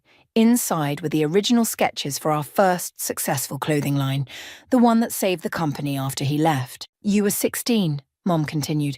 Everyone said we were finished, but you sat at this table every night drawing these designs, planning our future. You weren't angry then. You were determined. That was different. Why? Because now you have more to lose. She took my hands. Or because now you have the power to hurt him back. Before I could answer, someone pounded on the front door. Through the window, I saw reporters gathering on the lawn. Ms. Schmidt, can you respond to your father's allegations? Is it true you fabricated evidence? Did you orchestrate this scandal to maintain control of the company? Mom calmly drew the curtains. Remember when you were learning to sew? What did I always tell you? Measure twice, cut once, I replied automatically. Exactly. Right now you're cutting without measuring. Fighting fire with fire might feel good, but it burns everything down. My emergency phone, the one Whitney insisted I keep on, buzzed with a text. It was from an unknown number, but I knew who it was. Meet me at the old workshop. Just you. 1 hour. Dad. Mom read the message over my shoulder. Are you going? I have to know what he's planning, she nodded slowly. Then remember who you are. Not just my daughter or his daughter. Remember the woman who built an empire from scraps. The old workshop was dark when I arrived, but I could see his silhouette through the dusty windows. Inside, he stood among the abandoned sewing machines, looking oddly vulnerable. Nice press conference, I said. The suit's real this time. Had to look the part. He gestured around. Remember when this place was everything? It still is. Everything you threw away. I didn't come to fight, he sighed. I came to make a deal. Another one, like the deals you made in Singapore. Those people, they're coming here, Reese. They're not just after me anymore. The company's fourth quarter projections, the new factory contracts, they know everything. I felt cold. What have you done? I can help you stop them, but I need something in return. Of course you do. I turned to leave, but his next words froze me in place. They have proof that some of our early funding came from questionable sources that could implicate your mother. I spun back. You're lying. Am I? Where do you think I got the money to start this company? Those first few years. Did you never wonder? My hands shook as I grabbed my mother's scissors from around my neck. Get out. Think about it, he said, heading for the door. You have until tomorrow. After that, everything burns. I stood in the dark workshop long after he left, running my fingers along the old machines. Mom was right. I had been playing his game, letting anger drive every decision. My phone buzzed again. Whitney, you okay? Tracked your phone to the workshop. I texted back. Call Teddy and Caleb. Meeting at my place in an hour. Time to stop reacting and start planning. Looking around one last time, I made a promise to the 16-year-old girl who once sketched designs here by flashlight. This time, we wouldn't just survive my father's chaos. We would end it. He's lying about Mom, I announced to the group gathered in my living room. He has to be. Teddy spread files across my coffee table. Maybe, but we need to be sure. Those early company records are spotty at best. I've been going through everything, Whitney added. There's a 6-month period where the financial records just don't add up. Right after your father started the company. Caleb leaned forward. What kind of numbers are we talking about? $500,000, Whitney said quietly. Appeared out of nowhere in 1992. My stomach churned. That's impossible. Mom would have known. Would she? Teddy asked gently. Your father handled all the finances back then, right? Before I could respond, my doorbell rang. Through the peephole, I saw my mother, holding a familiar metal box. I heard you were all meeting, she said, walking in. Thought you might need this. She set the box on the table and opened it. Inside were stacks of yellowed papers, receipts, and photographs. Mum, what is this? Everything I never told you about your father's startup money. She pulled out a document. I kept copies of everything. Call it insurance. Whitney grabbed the paper, her eyes widening. This is a loan agreement with the same people he's working with now, Mum finished. Yes, but look at the last page. Teddy flipped to it and whistled. You bought out the loan, in cash. Every penny, Mum nodded. Sold my parents' house, my car, even my wedding ring. Paid them off before you were old enough to remember, Reese. Your father never knew. But why keep it secret? I asked. Because men like your father, men like his business partners, they only have power if you're afraid of them. She touched my cheek. I wanted you to build this company without fear. Caleb stood up. This changes everything. If we can prove you cleared that debt, we can prove his current threats are empty, Whitney finished. But what about his other claims? The evidence he says he has? Mum pulled out her phone. Call Lorelei. She needs to hear this too. 20 minutes later, Lorelei's face filled my laptop screen. When Mum showed her the documents, she started laughing. Oh, Philip, she said. He never knew about this.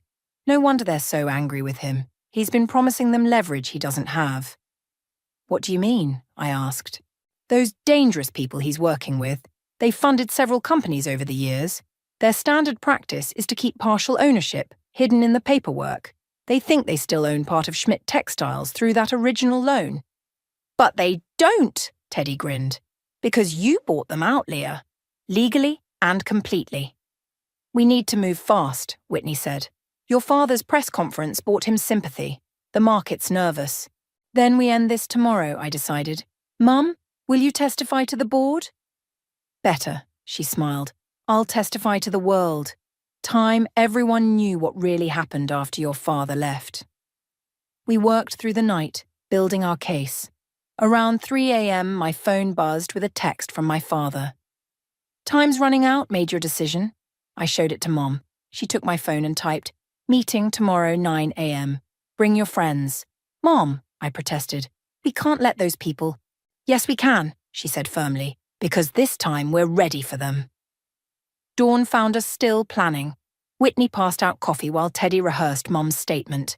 Caleb worked the phones, ensuring every board member and key shareholder would attend. One thing bothers me, Lorelei said from the screen.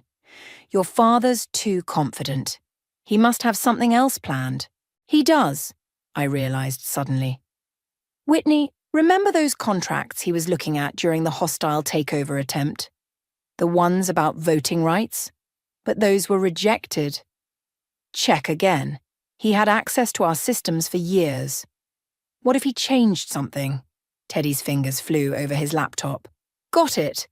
There's a buried clause about proxy voting in crisis situations. If the company faces criminal investigation, the board can be temporarily suspended, Caleb finished, leaving control to the original founders. He's going to try to force an investigation, I said. That's his play. Mom picked up her old scissors from the table, testing the blade. Then we better make sure our cut is clean and final. As everyone gathered their things to prepare for the morning, Mom pulled me aside. Whatever happens tomorrow, she said, remember what these scissors taught us. A straight cut, made with confidence, can't be undone. I hugged her tight. I love you, Mom. I love you too, she whispered. Now let's go show your father what real business looks like. The boardroom was packed. News cameras lined the back wall, their red lights blinking like warning signals. My father sat at one end of the table, flanked by two men in expensive suits who radiated quiet menace. I recognized them from Lorelei's photos, the real power behind his schemes. Before we begin, my father announced, standing up. I have evidence of serious financial irregularities. Sit down, Philip, Mom said, walking in. The room fell silent. She hadn't set foot in this boardroom since the divorce. Leah, he stammered, this is a closed meeting. Not anymore. She placed the metal box on the table. Since you're so interested in the company's early finances, let's talk about them. One of the men beside my father leaned forward. Ms. Schmidt, we have documentation showing our organization's stake in. You mean this documentation? I slid copies of Mom's loan repayment across the table. The stake you think you have was bought out 25 years ago. By her. The man's face darkened. That's impossible. Philip assured us. Philip assured you of many things. Lorelei's voice came through the speakers. We'd set up a video feed so she could testify. Just like he assured me about the legitimate businesses in Singapore. Should we discuss those next? My father jumped up. This is a coordinated attack. They're trying to... For once in your life, Mom cut him off, stop lying. She opened the metal box and began laying out documents, photographs, bank statements. Here's the truth. My husband started this company with borrowed money. Money I repaid by selling everything I owned. When he left us for his secretary, he tried to empty our accounts. But I'd already moved most of it because I knew. I always knew what kind of man he was. The reporters were scribbling frantically. The board members leaned in, examining the evidence. After he abandoned us, Mom continued, my daughter and I rebuilt this company, not with schemes or stolen money, but with work. Real work. She pulled out old design sketches, my teenage drawings. These are the designs that saved us. While Philip was running cons in Asia, Reese was learning the business from the ground up. Enough, my father shouted. I'm invoking the crisis clause as a founding member. You're not a member of anything anymore, Caleb interrupted, sliding forward another document. The board voted unanimously last night. Your shares are being frozen pending criminal investigation. Not of us, Philip, of you.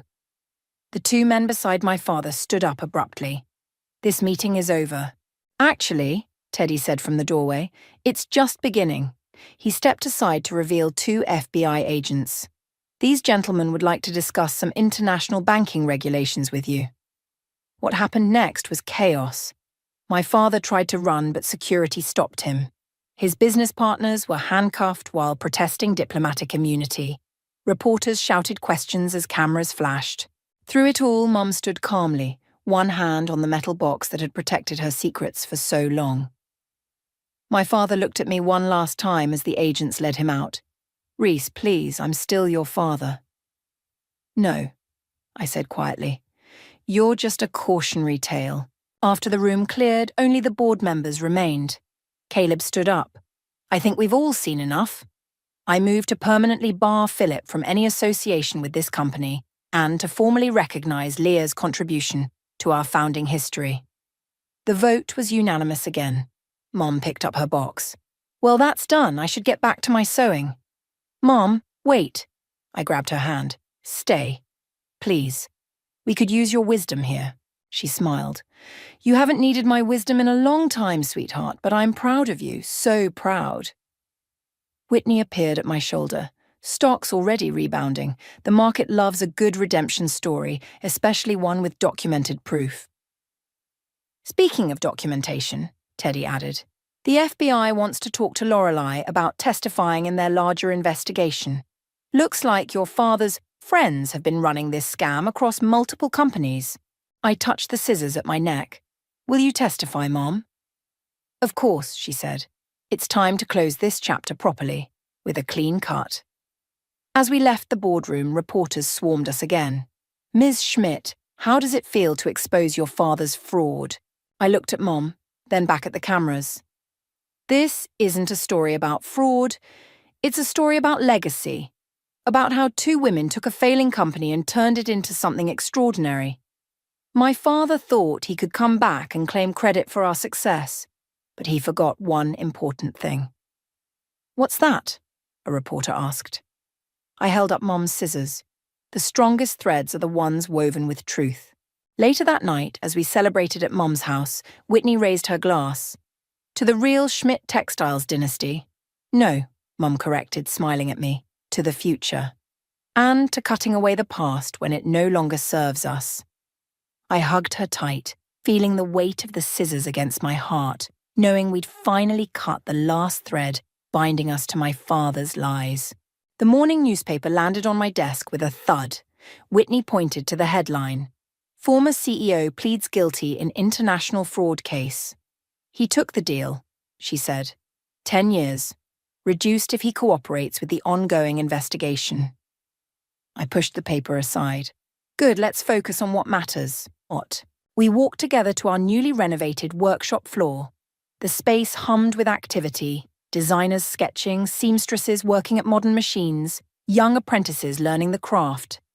At the center of it all sat Mom, teaching a group of women how to properly measure and cut fabric. Remember, she was saying, your first cut sets the pattern for everything that follows. Speaking of patterns, Whitney smiled. Show her. I pulled out the latest sales figures. Our stock had not only recovered but soared. The story of our company's true origins had resonated with people in ways we never expected. Mom, I called out. Got a minute?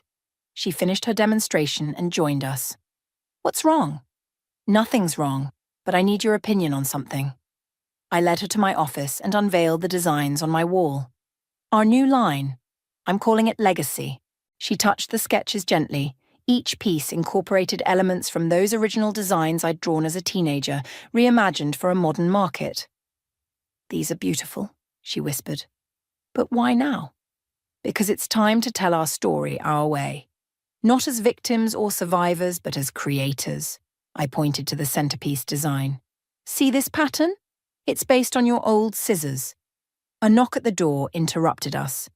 Teddy entered with Samara, our youngest executive. The apprenticeship program documents are ready, Samara announced. 20 full scholarships for young women from underprivileged backgrounds, complete with mentorship and job placement. Mom's eyes welled up. You're really doing this? We're doing this, I corrected. The Leah Schmidt Foundation for Women in Business, because every daughter deserves a chance to build her own empire. Speaking of building, Whitney added, the board approved the expansion. We're converting the old storage floor into an innovation center, small business incubator, design labs, training facilities. And guess who's running it? I grinned at Mom. She shook her head. Reese, I'm retired. You're experienced, I interrupted. Who better to guide the next generation than the woman who built all this twice? Before she could protest, Caleb burst in. Turn on the news. On the screen, one of my father's former business partners was being led into court. The ticker showed their entire network crumbling, companies across Asia being investigated. That's the last of them, Teddy said. Your father's testimony opened the floodgates. I felt a weight lift that I hadn't even realized I was carrying. Mom squeezed my hand. Now that's done, she said firmly. Let me see those scholarship applications. We spent the rest of the morning reviewing candidates. Each story reminded me of our own, young women fighting against odds, determined to create something meaningful. Remember what you said in that first board meeting? Whitney asked. About telling our story? About transparency? I nodded. Well, look around. This is our real story, not the scandal, not the revenge. This. She was right. The room buzzed with purpose. Samara explaining the mentorship program to Mom. Teddy reviewing contracts for the Innovation Center. Young designers sketching their dreams into reality. Ms. Reese, one of the apprentices appeared at the door. Could you help me with this pattern? Go, Mom smiled. I'll handle things here. At the cutting table, I showed the young woman how to hold the scissors, how to make that crucial first cut. Her hands shook slightly, just like mine had once done. What if I mess up? She asked. Then you learn from it, I said, touching the scissors at my neck. And you try again. That's the real secret to success. Looking around the workshop, I saw not just employees, but a community. Women supporting women, experience guiding innovation, strength building strength. This was the empire I'd really been fighting for. Not one built on revenge or resentment, but on opportunity and growth. Mum joined us at the cutting table. Without a word, she adjusted the apprentice's grip slightly, nodding in approval at the clean line she cut. "Perfect," Mum said. "Now you're ready to create something new." I watched them work together, the past and future aligned in perfect symmetry. My father had tried to claim our success, but he'd never understood its true source. It wasn't in the money or the machines or even the designs. It was in moments like this: the passing of knowledge, the sharing of strength, the quiet pride of women lifting each other up.